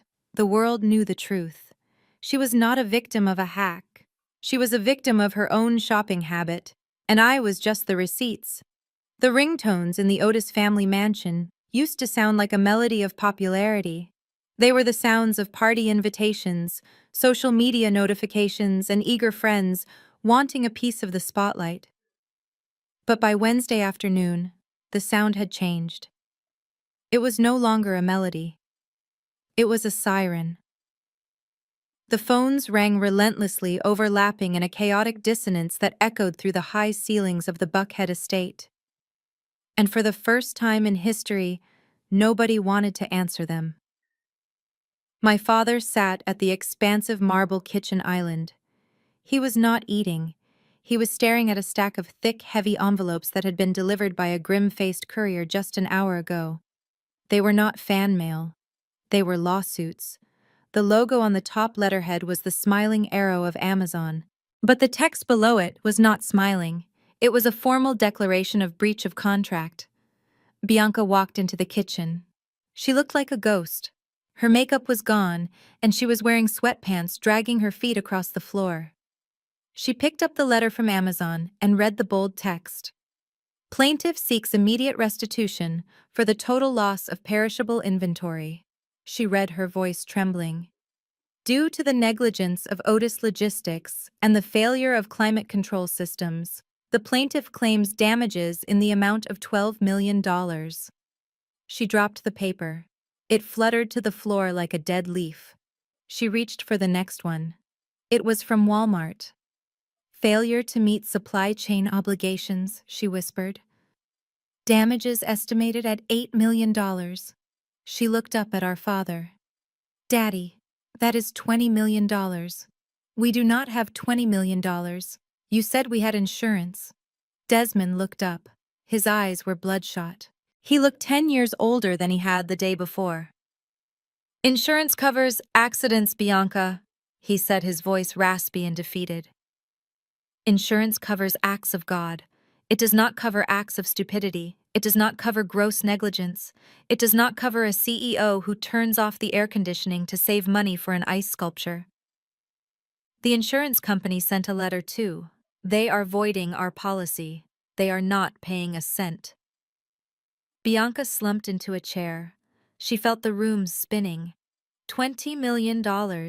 It was a number so big it felt abstract. It was not real money. It was a death sentence. But the worst was yet to come. The landline on the wall, a phone that rarely rang, began to trill. It was a harsh, mechanical sound. My mother, Patricia, picked it up with a shaking hand. She listened for a moment, her face turning the color of ash. She did not say goodbye. She just hung up the phone and leaned against the wall for support. "Who was that?" Desmond asked, though he already knew. "It was the bank," Patricia whispered. "First National. They saw the news. They saw the stock price. Otis Logistics is trading at 4 cents a share, Desmond. The company is officially classified as junk status." So Desmond asked, bracing himself. "So they are calling in the loans," Patricia sobbed. "All of them. The business loans. The lines of credit. And because the company has no value left, they are seizing the collateral to cover the debt." Bianca looked around the kitchen. She looked at the imported Italian stove. She looked at the chandelier that cost more than a Honda Civic. "What collateral?" she asked, her voice barely audible. "Everything," Patricia cried, sliding down the wall to the floor. "The warehouse, the trucks, and this house. They are foreclosing on the estate, Bianca. We have 30 days to vacate the premises.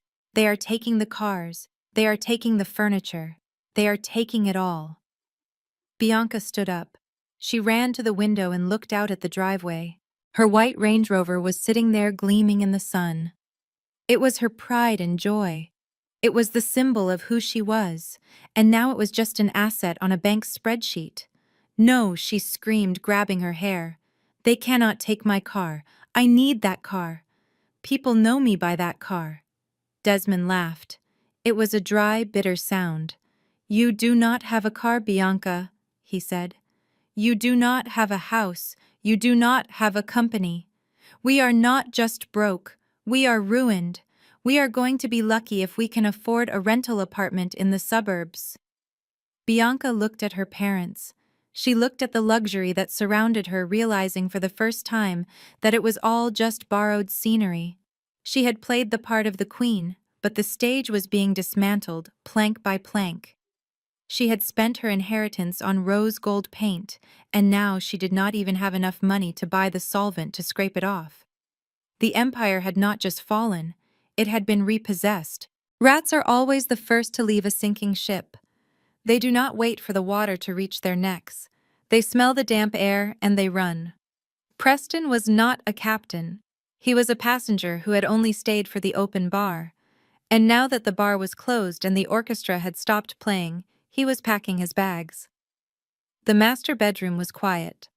The afternoon sun filtered through the silk curtains, casting long shadows across the floor that would soon belong to the bank. Preston moved with a frantic, nervous energy. He was not folding clothes. He was looting. He had a duffel bag open on the bed, and he was filling it with the only things he actually loved. He went to the wall safe hidden behind the oil painting of Bianca. He punched in the code, 1234. He had never bothered to change the factory setting because he never thought anyone would dare to rob him. He was the robber now. The heavy steel door swung open. Inside were the last remnants of the Otis family liquid assets. There were stacks of cash meant for the household staff. There were bearer bonds. And there were the jewels. Preston did not hesitate.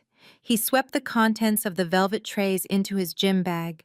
The heavy gold Patek Philippe watch went first, then the diamond tennis bracelet Bianca wore on their wedding day, then the sapphire ring that had belonged to her grandmother. He did not look at the wedding photo on the nightstand.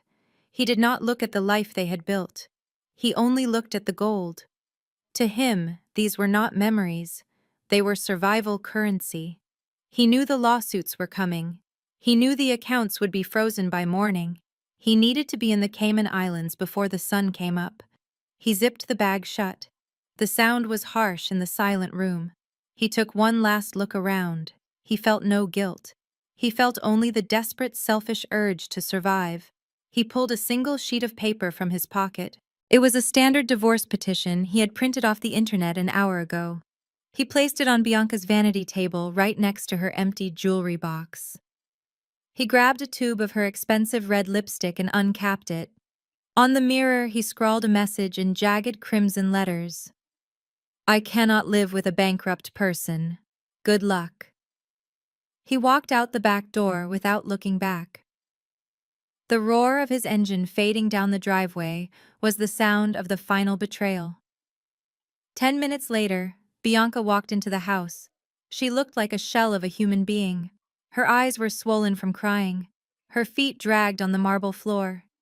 She wanted Preston. She wanted him to hold her and tell her that it was all a bad dream. She wanted him to tell her that he had a plan. Preston, she called out, her voice weak and trembling. Baby, are you home? I need you. There was no answer. The house felt hollow. It felt dead.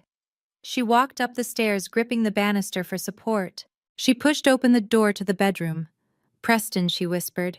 She saw the open safe first. The black, gaping hole in the wall looked like a wound. She ran over to it, falling to her knees. It was empty. The cash was gone. The diamonds were gone. Everything of value had been stripped away. Then she saw the mirror. The red lipstick looked like blood. She read the words. I cannot live with a bankrupt person. She looked down at the table and saw the divorce papers. The signature line was already signed. The air left her lungs. She did not scream immediately. She just stared at the paper, unable to process the cruelty. He had not just left her. He had robbed her. He had taken the last safety net she had and cut it loose. He had loved the money, not the woman, and now that the money was gone, so was he. A sound built up in her chest. It started as a low whimper and grew into a howl of pure, unadulterated agony. She grabbed the perfume bottles from the vanity and threw them at the mirror. Glass shattered everywhere. She screamed until her throat bled. She curled up on the rug, surrounded by the wreckage of her life, and wept. She was alone, truly, completely alone. And for the first time, she realized that the poverty she was afraid of was not just about money. It was about love. And she was the poorest woman in the world. The grand living room of the Buckhead estate had always been a stage for the performance of wealth. It was designed for galas, for charity auctions, and for impressing people who only cared about net worth. But on this Wednesday afternoon, the audience was gone. The silence was heavy and suffocating, broken only by the frantic tapping of Patricia's manicured fingernails against the glass screen of her phone. She sat on the edge of the velvet sofa, her posture rigid, a desperate smile plastered on her face, as if the person on the other end of the line could see her trying to hold the crumbling walls of her life together. She was working her way down the list of her contacts. These were the women she had lunched with for 30 years, the women she had vacationed with in the Alps, the women she called her inner circle. Catherine, darling. Patricia chirped into the phone, her voice pitching up an octave to mask the tremor of panic. It is Patricia. Yes, it has been ages. Listen, I hate to be a bother, but Desmond and I are in a bit of a temporary bind with some liquid assets due to the bank transition. It is just a clerical error, really. We were wondering if we could arrange a small short-term bridge loan, just $50,000. We would pay you back double next week when the accounts unfreeze. There was a pause on the line. It was the kind of silence that felt like a slap in the face. Patricia Catherine's voice came back cold and sharp as a diamond. We saw the news. We saw the video of your son-in-law smashing the computers. We know the company is trading at pennies. My husband says you are toxic assets right now. Please do not call this number again. It is embarrassing for both of us. The line went dead. Patricia stared at the phone in disbelief. She dialed again. Margaret. The woman whose daughter's wedding Patricia had practically paid for. The call went straight to voicemail. She dialed again. Susan. Susan picked up on the first ring. Listen to me, Patricia, she hissed. If you ask me for money, I will block you. You are ruined. Have some dignity and stop begging. Patricia dropped the phone. It landed on the Persian rug with a dull thud. She looked up at Desmond, who was pacing by the fireplace. Her face was pale, stripped of all its arrogance. They are gone, Desmond, she whispered. All of them. The dinners, the friendships. They were not friends. They were just fans of our money. And now that the show is over, they have all gone home. Desmond did not answer. He gripped the marble mantel so hard his knuckles turned white. He was trying to breathe, but the air felt like it had turned into solid concrete. A sharp, crushing pain radiated from the center of his chest, shooting down his left arm. It felt like an elephant was sitting on his ribcage.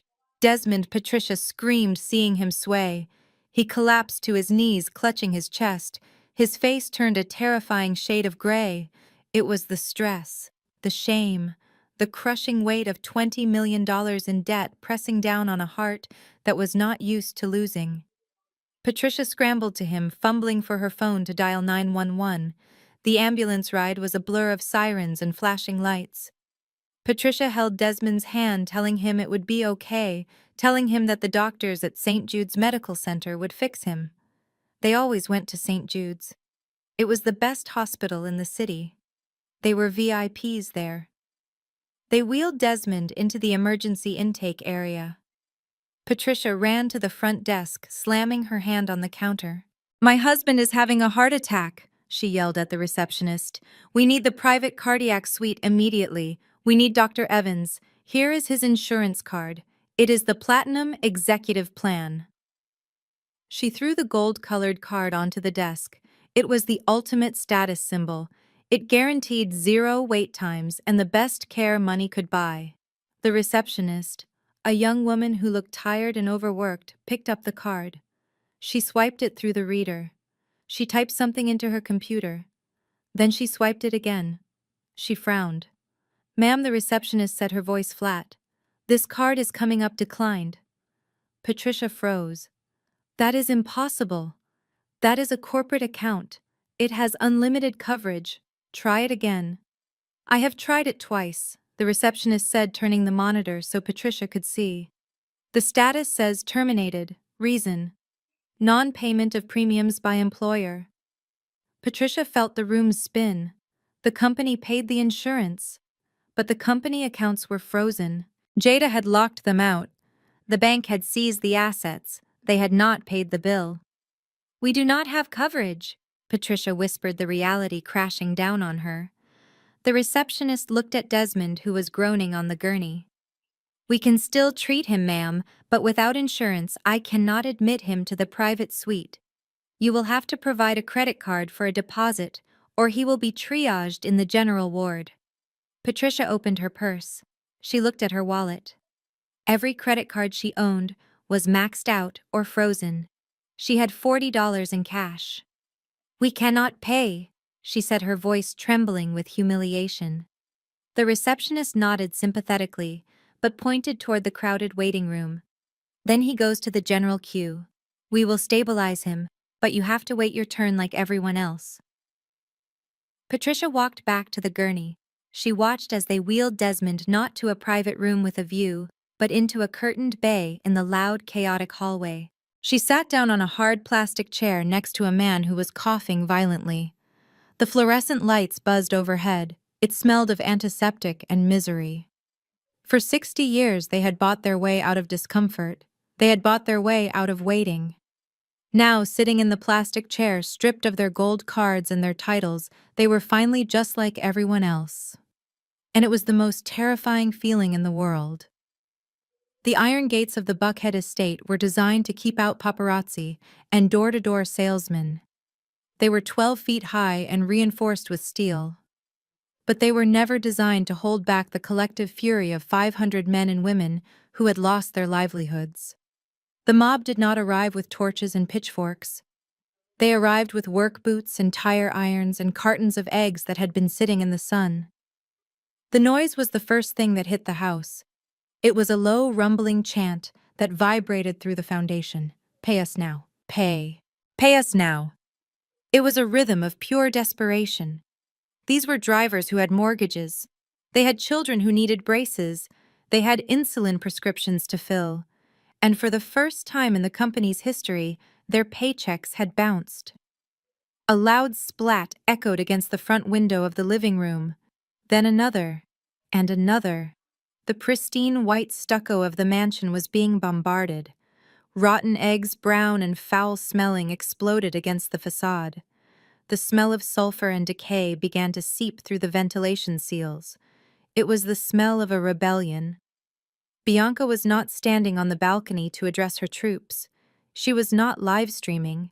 She was crawling on her hands and knees across the floor of the master bedroom, terrified that a silhouette in the window would make her a target.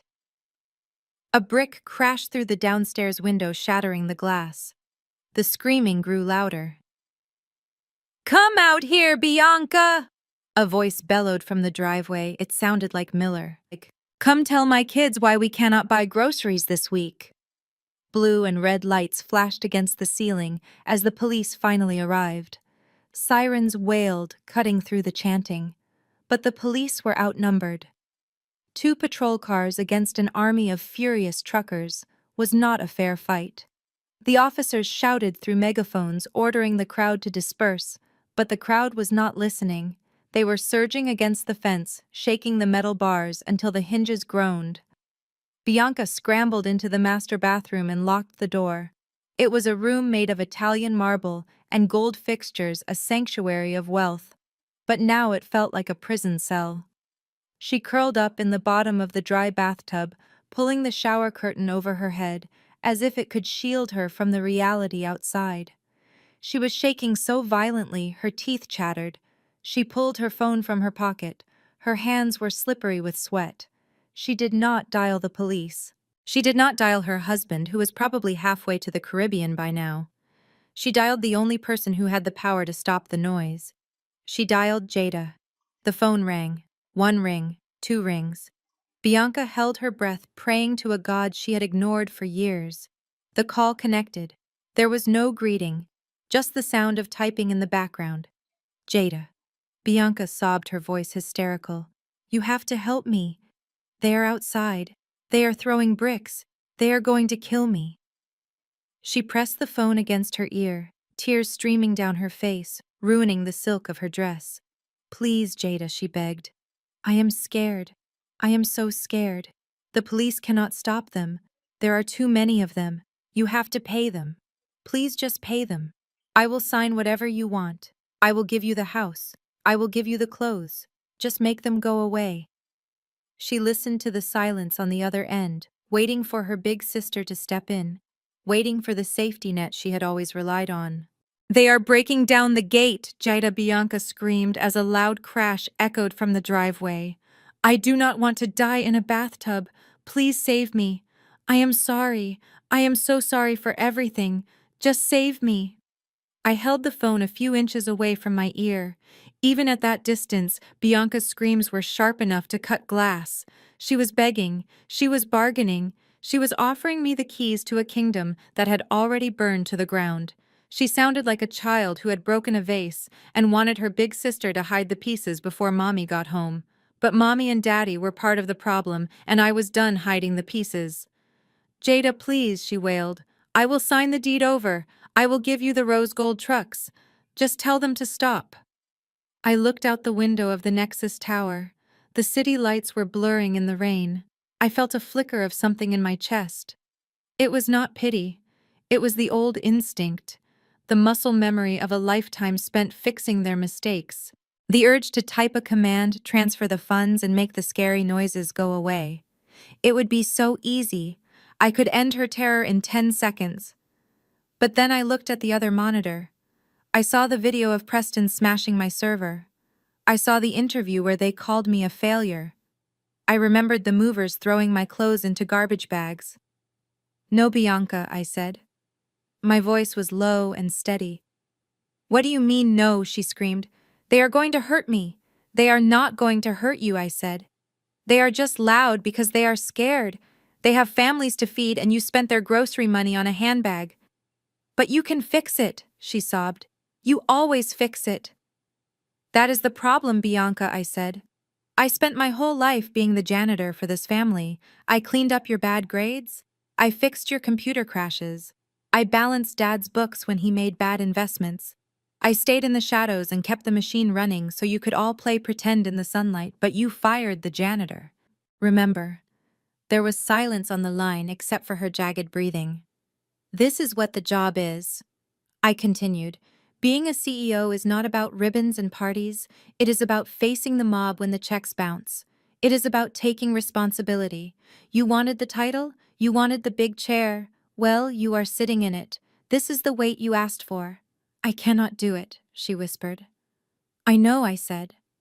I moved my thumb to the red end call button. "Goodbye, Bianca." I tapped the screen. The line went dead.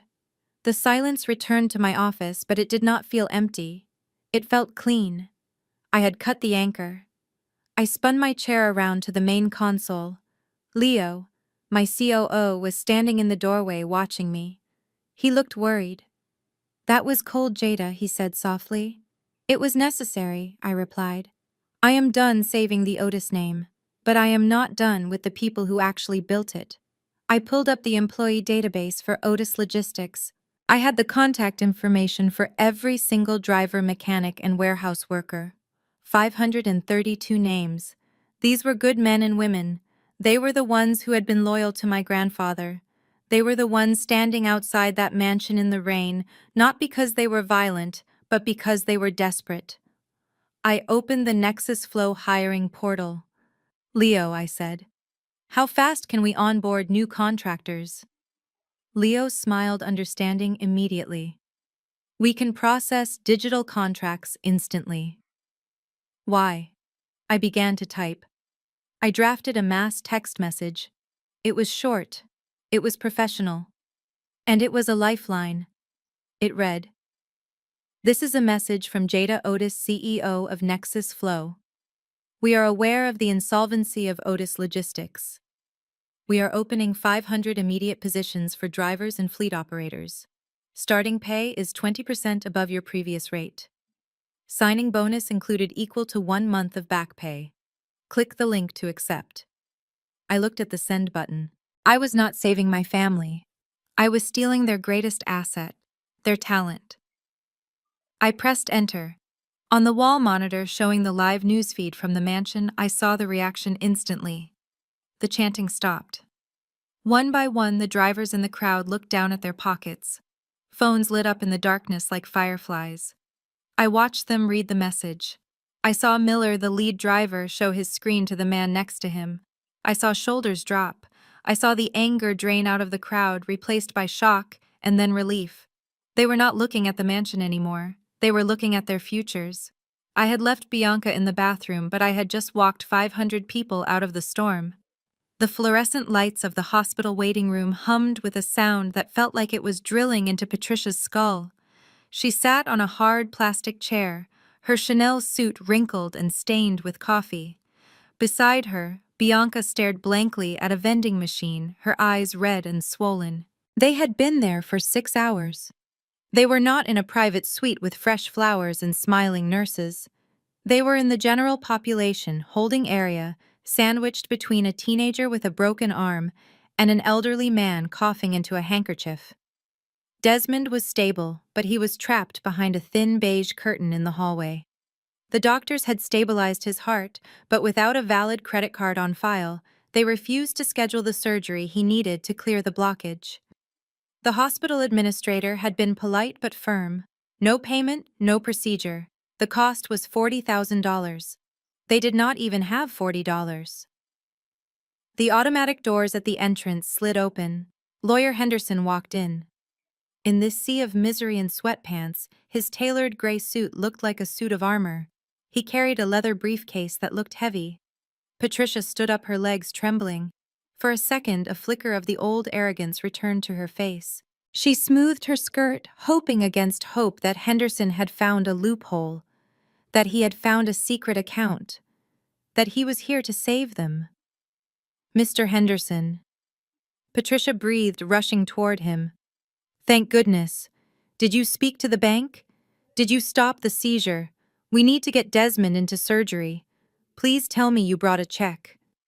Henderson did not smile. He did not offer his hand. He stopped 3 feet away from her, maintaining a professional sanitary distance. He looked at Bianca, who hadn't even looked up. Then he looked at Patricia with eyes that held no pity, only the cold weight of facts. The bank has finalized the foreclosure, Patricia Henderson said, his voice low enough that the other patients couldn't hear, but loud enough to crush her. The locks on the Buckhead estate were changed an hour ago. The security codes have been wiped. Your personal vehicles have been towed. The assets of Otis Logistics have been fully liquidated to cover the outstanding loans. Patricia grabbed his lapel. But what about us? Where do we sleep tonight? What about my husband? He is dying behind that curtain. Henderson gently removed her hand from his suit. He walked over to a small laminate table and placed his briefcase on it. The click of the latches opening sounded like gunshots in the quiet room. He pulled out a single, thick document bound in a blue folder. I am not here representing Otis Logistics anymore, Henderson said. That company effectively no longer exists. I am here as a messenger for the new owner of the debt. He opened the folder. The first page bore the logo of Nexus Flow. Jada Bianca whispered, finally looking up. Henderson nodded. Jada has made an offer. It is a one-time offer. It expires in exactly 10 minutes. He slid the paper toward Patricia. Jada is willing to purchase the remaining shell of the company. In exchange, she will assume the outstanding liabilities with the vendors. She will pay off the Amazon lawsuit. She will settle the Walmart claim. And the house? Patricia asked, hope rising in her chest.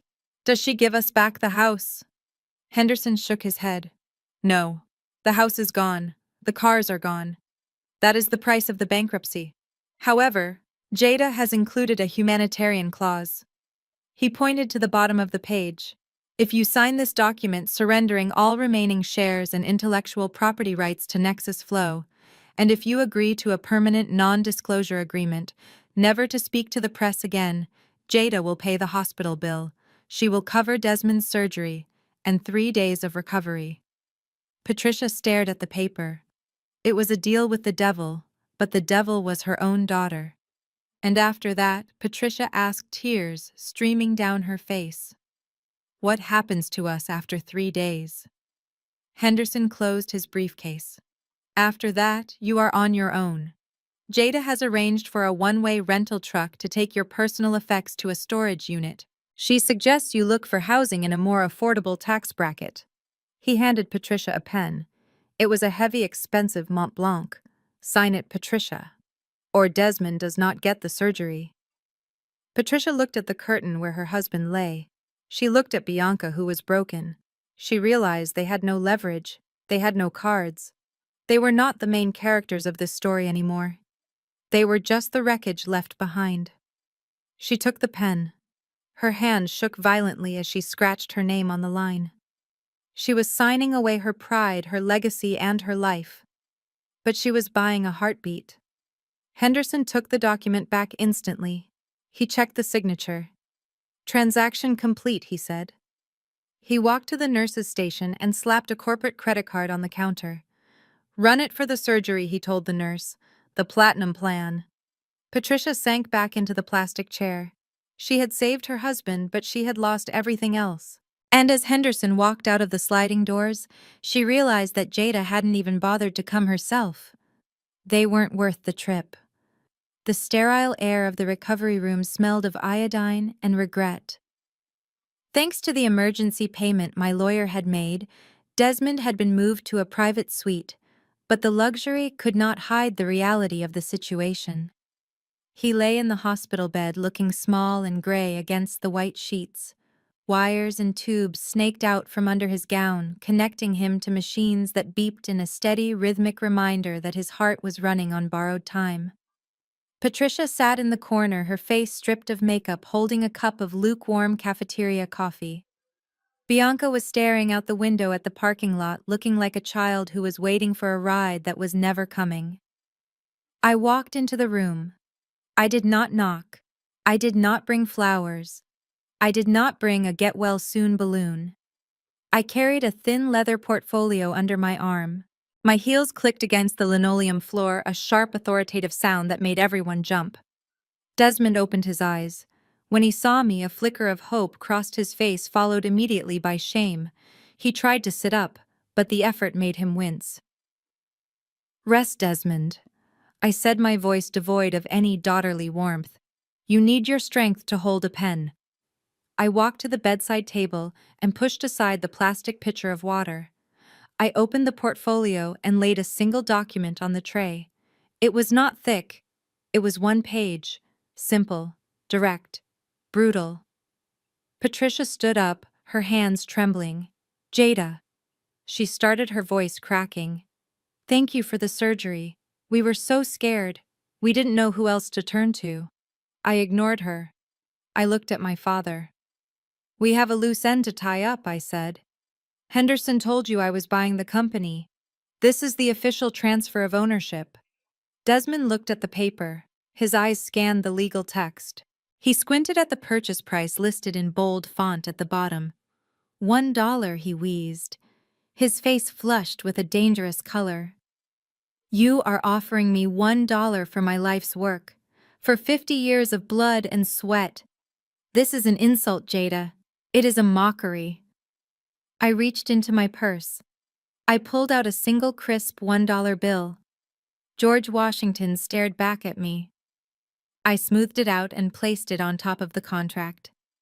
"It is not an insult," I said calmly. "It is arithmetic. Otis Logistics currently has $20 million in liabilities.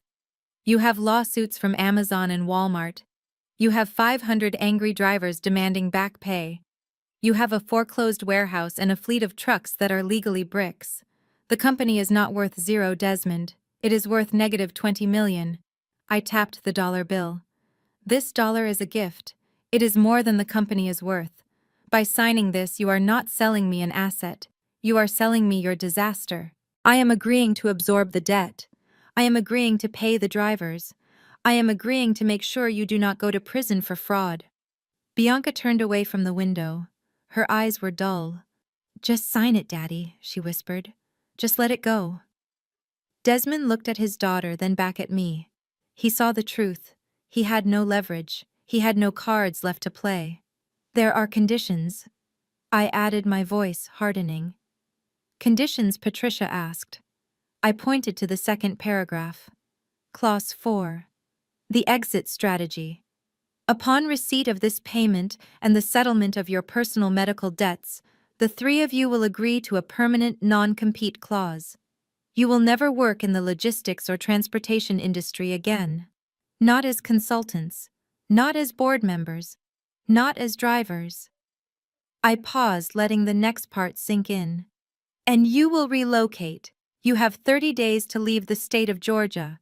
I do not want to see you at charity galas. I do not want to see you in the local news. I am buying the company, but I am also buying your absence. You are leaving Atlanta, and you are never coming back." Patricia gasped. "This is our home, Jada. All our friends are here." "Your friends stopped returning your calls 3 days ago," I reminded her. "There is nothing for you here but shame and debt. I suggest Florida, or perhaps a quiet trailer park in Alabama." Desmond looked at the ceiling. A single tear leaked from the corner of his eye and ran into his ear. He realized that this was not a negotiation. It was an eviction. He was being exiled from his own kingdom by the daughter he had underestimated his entire life. "Give me the pen," he whispered.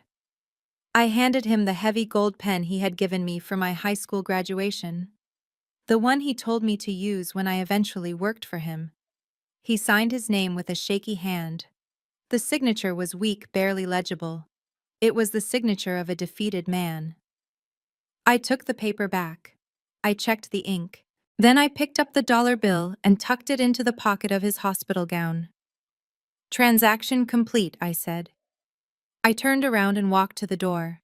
I did not look back. I did not say goodbye. I had a company to rebuild, and I had a lot of rose gold paint to scrape off my trucks. The ink on the contract was not even dry before the reality began to set in. My mother, Patricia, was reading the fine print of the relocation clause, and her face went from pale to a translucent white. She looked up at me with eyes that were wide with a childlike panic. She did not care about the company. She did not care about the trucks. She cared about the address. Jada, wait. Patricia stammered, her hands gripping the edge of the hospital bed sheet. I understand we have to leave the industry. I understand we have to step down. But the house, the Buckhead estate, you cannot take that. It has been in the family for 3 generations. My garden club meets there next week. All my clothes are in the dressing room.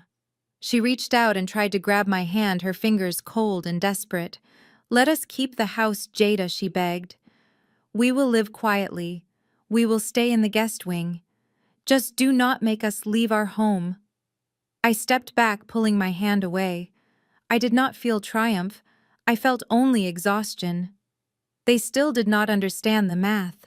They still thought this was a negotiation. The house is not yours, Mother, I said, my voice flat. It belongs to the creditors. I liquidated the estate this morning at 9 o'clock. The proceeds are going directly to Amazon to settle the spoilage lawsuit. If I had not sold it, the bank would have seized it, and you would be facing criminal charges for bankruptcy fraud. Patricia let out a strangled sob. Sold. You sold it? But where will we go? We cannot live on the street.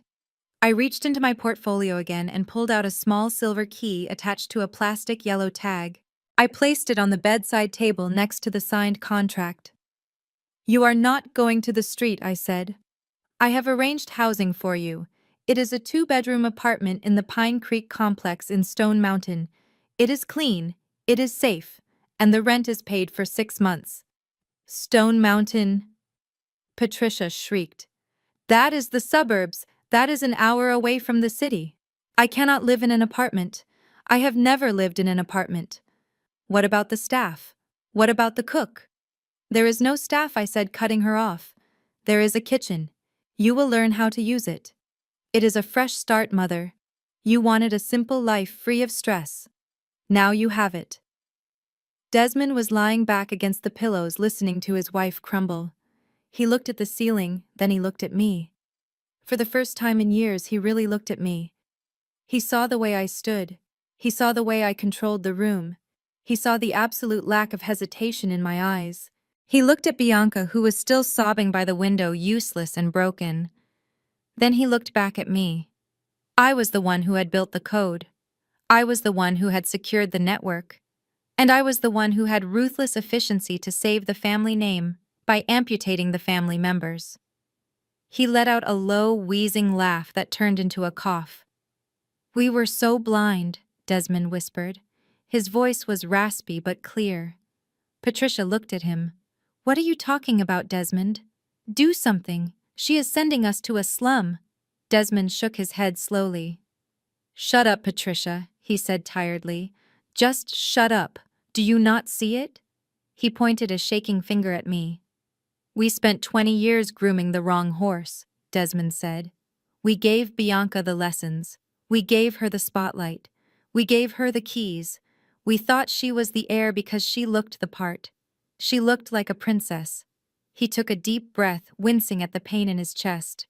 But we forgot that a kingdom needs a king. It needs a killer.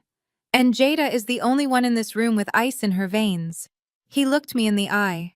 There was no love in his gaze, but there was a newfound respect. It was the respect of a defeated general handing over his sword.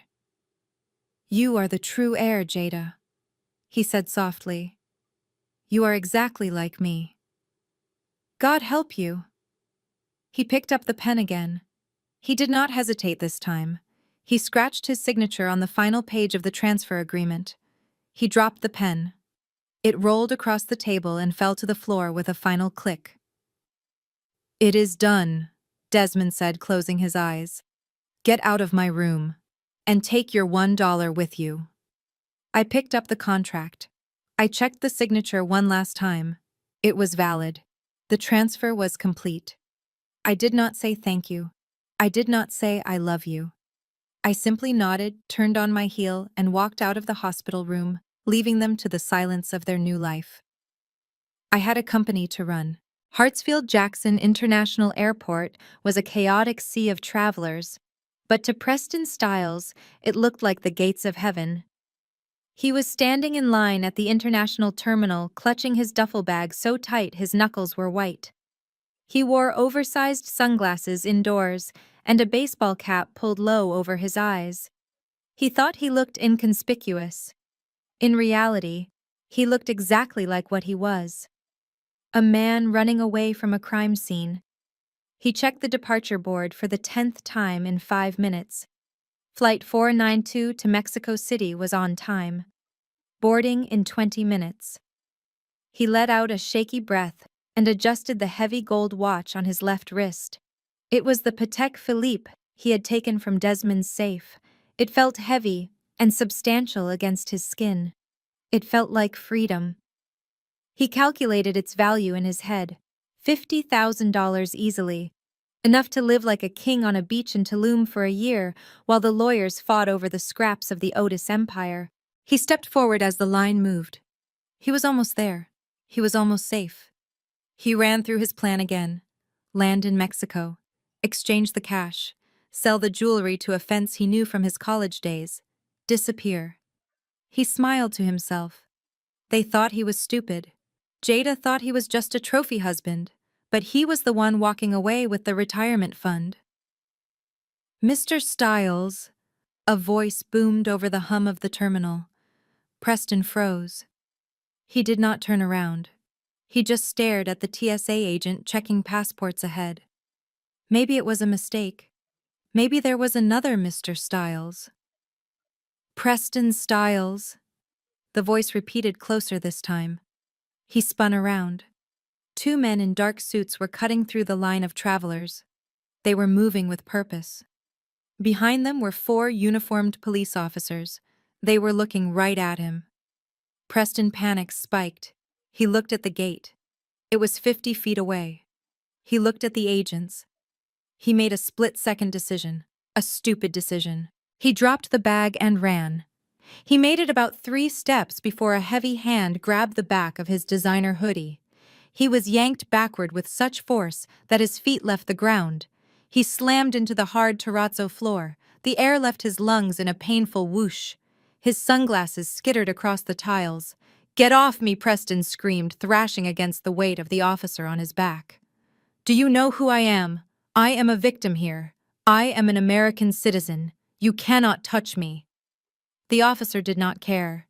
He grabbed Preston's wrists and wrenched them behind his back. The cold steel of handcuffs bit into his skin. Preston Stiles, the agent in the suit, said, standing over him, "You are under arrest for grand larceny, embezzlement, and flight to avoid prosecution. You have the right to remain silent." Preston struggled, his face pressed against the dirty floor. "How did you find me?" he spat. "I used cash. I ditched my phone. You cannot track me." The agent crouched down. He reached out and tapped the face of the gold Patek Philippe watch on Preston's wrist. "You can thank your sister-in-law for this," the agent said with a dry smile. "Ms. Otis informed us that this watch was a gift she gave to her father 5 years ago. Apparently, Desmond Otis has a habit of wandering off, so Jada had a custom military-grade GPS tracker installed in the casing. She turned it on about 20 minutes ago. You have been broadcasting your location to every police precinct in Atlanta." Preston stared at the watch. The beautiful, expensive gold watch. It was not a trophy. It was a shackle. He had handcuffed himself the moment he put it on. He looked up. The terminal had gone quiet. Hundreds of travelers were watching. Phones were out. They were filming him. He saw a teenager live streaming the arrest on TikTok. He saw the disgust in their eyes. He wasn't the handsome executive anymore. He was just a thief in a tracksuit being dragged away like trash. The officers hauled him to his feet. "Let us go, Mr. Stiles," the agent said. "You have a long ride back to the station, and I do not think you are going to make that flight to Mexico."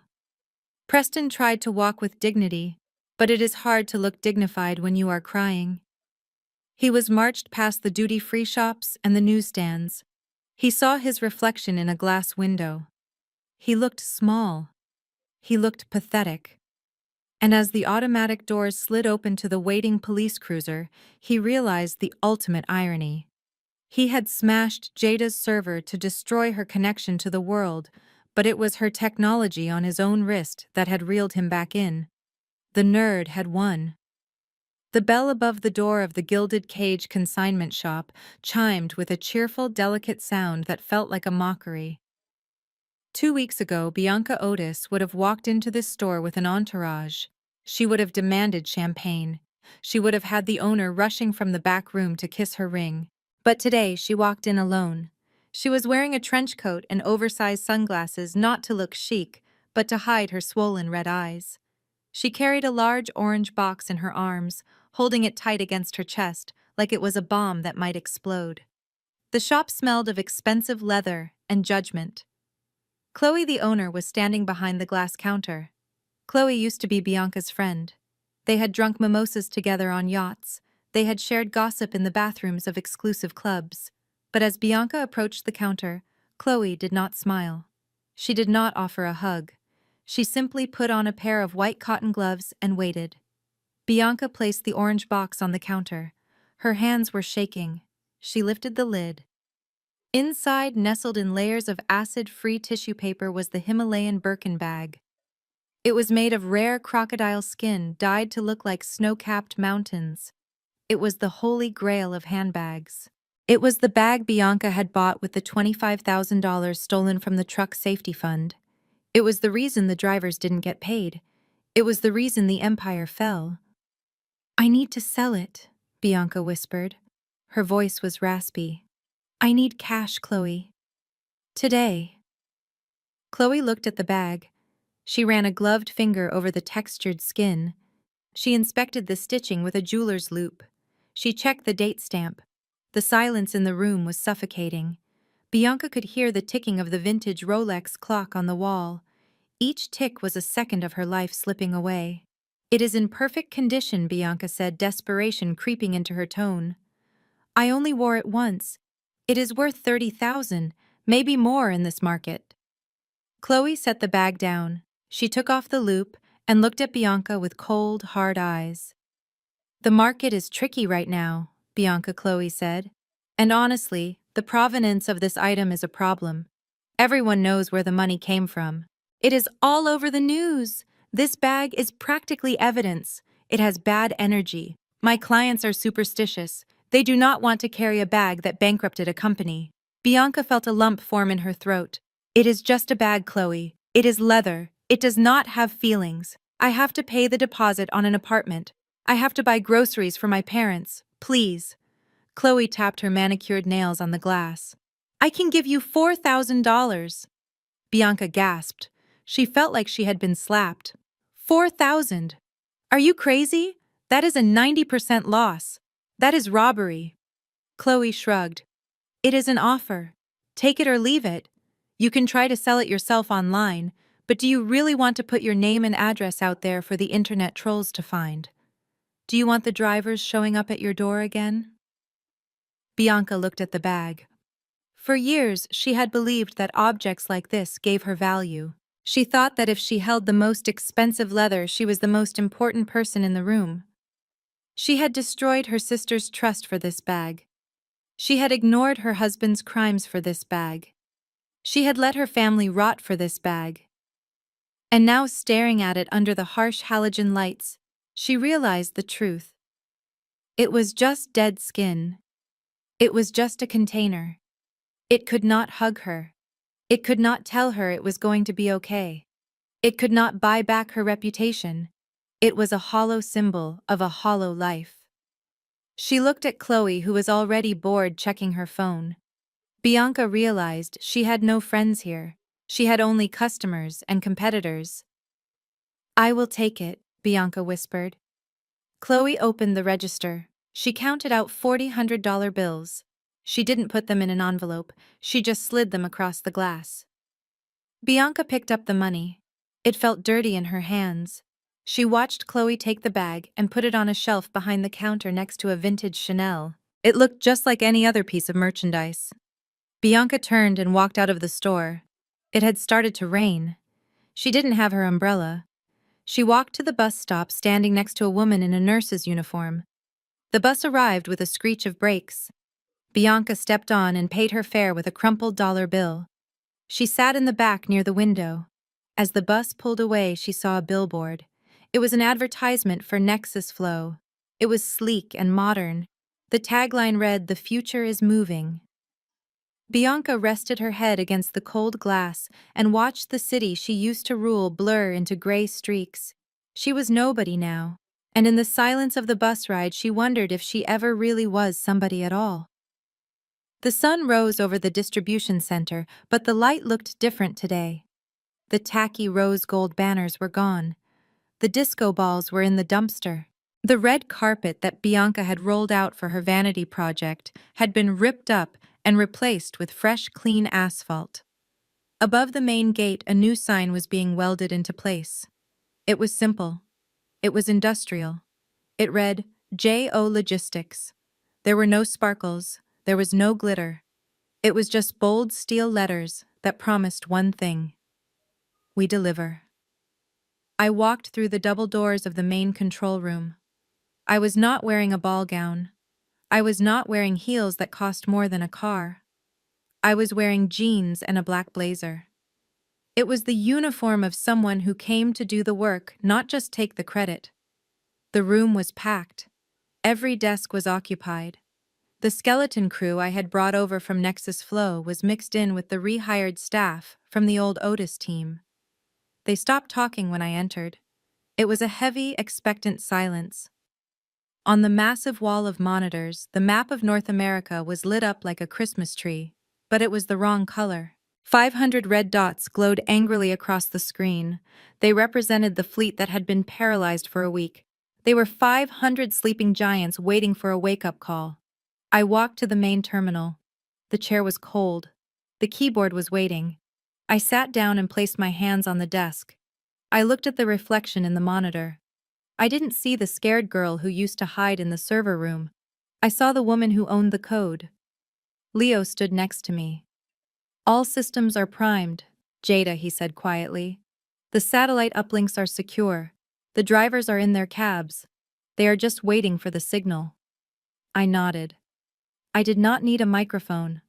I did not need a speech about synergy or revolution. I just needed to speak the language of the machine. I brought up the command line interface. The cursor blinked, a steady rhythmic pulse. I typed the command. It was not a long string of complex algorithms. I had already done the hard coding remotely. This was just the key turning in the lock. System_restore_default. I looked at the words. Restore default. It meant going back to the way things were supposed to be. Before the greed, before the ego, before the rose gold paint. It meant going back to the function. I hovered my finger over the enter key. I took a deep breath, inhaling the smell of coffee and ozone. Let us go to work, I whispered. I pressed the key. The sound of the plastic click was the only noise in the room for a split second. Then the screen exploded with motion. The first red dot in the center of the map flickered and turned a bright, vivid green. Then 10 dots. Then 50. Then 100. It was a cascade of color, a digital wave washing over the screen. The red error messages vanished, replaced by streams of live telemetry data. Oil pressure normal, hydraulic systems active, GPS signal locked. And then came the sound. It started as a low vibration that I could feel through the soles of my shoes. It shook the water in the glass on my desk. It rattled the frames on the wall. It grew louder and deeper, a guttural roar that seemed to come from the earth itself. Outside the thick glass windows of the control tower, 500 diesel engines roared to life simultaneously. It sounded like thunder. It sounded like a dragon waking up. The exhaust stacks pumped gray smoke into the morning air, signaling that the heart of the beast was beating again. The staff in the room erupted. They didn't just clap politely. They cheered.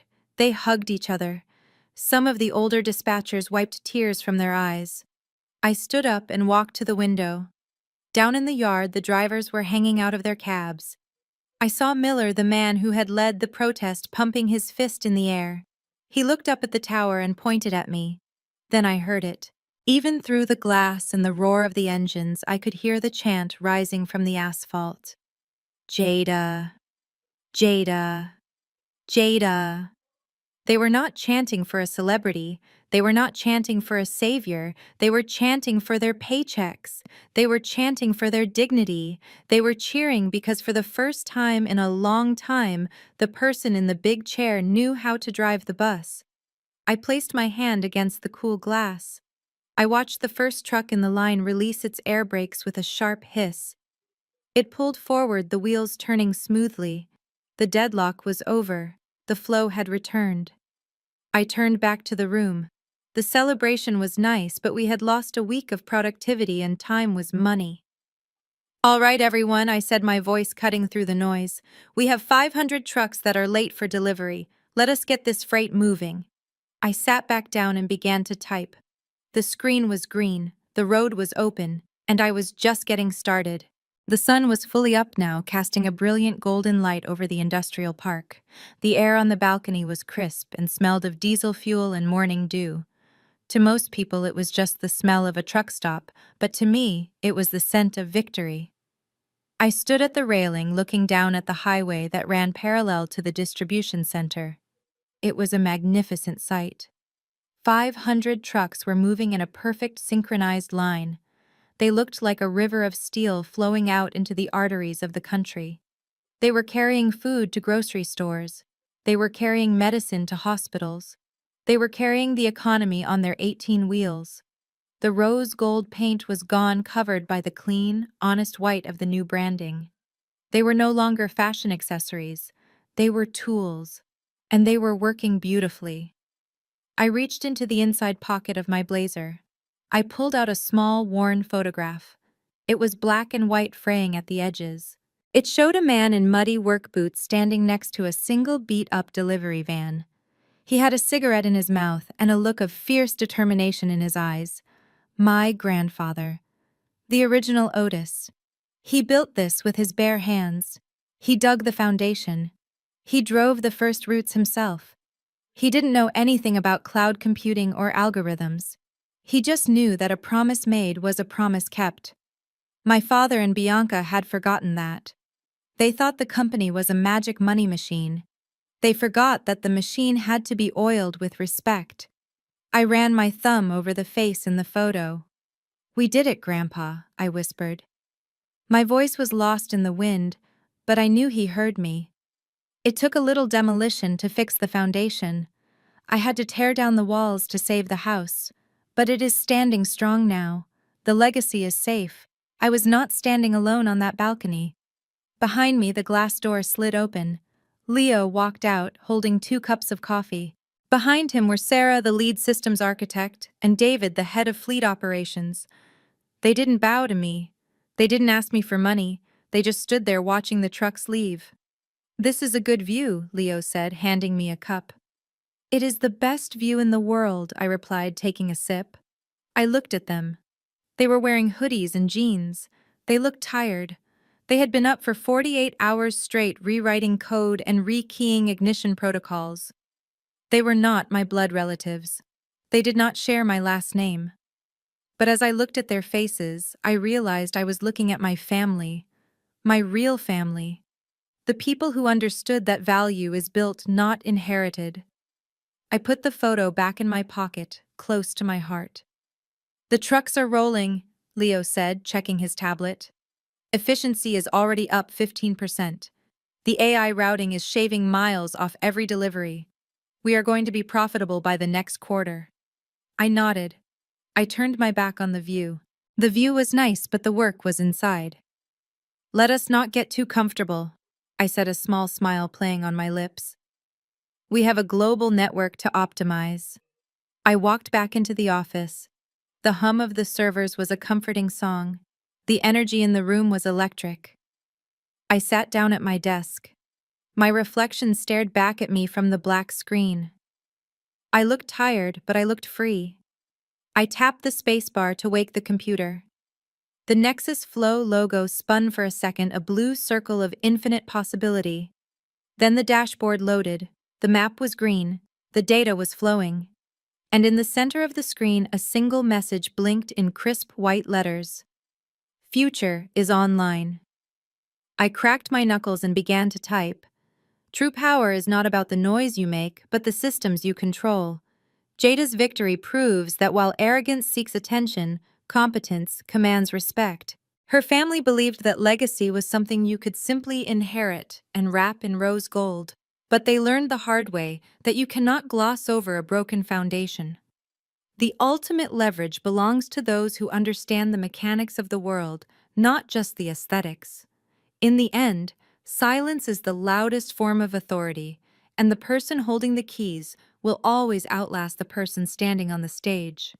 Stop chasing the spotlight and start building the engine. Subscribe if you are ready to let your success make the noise.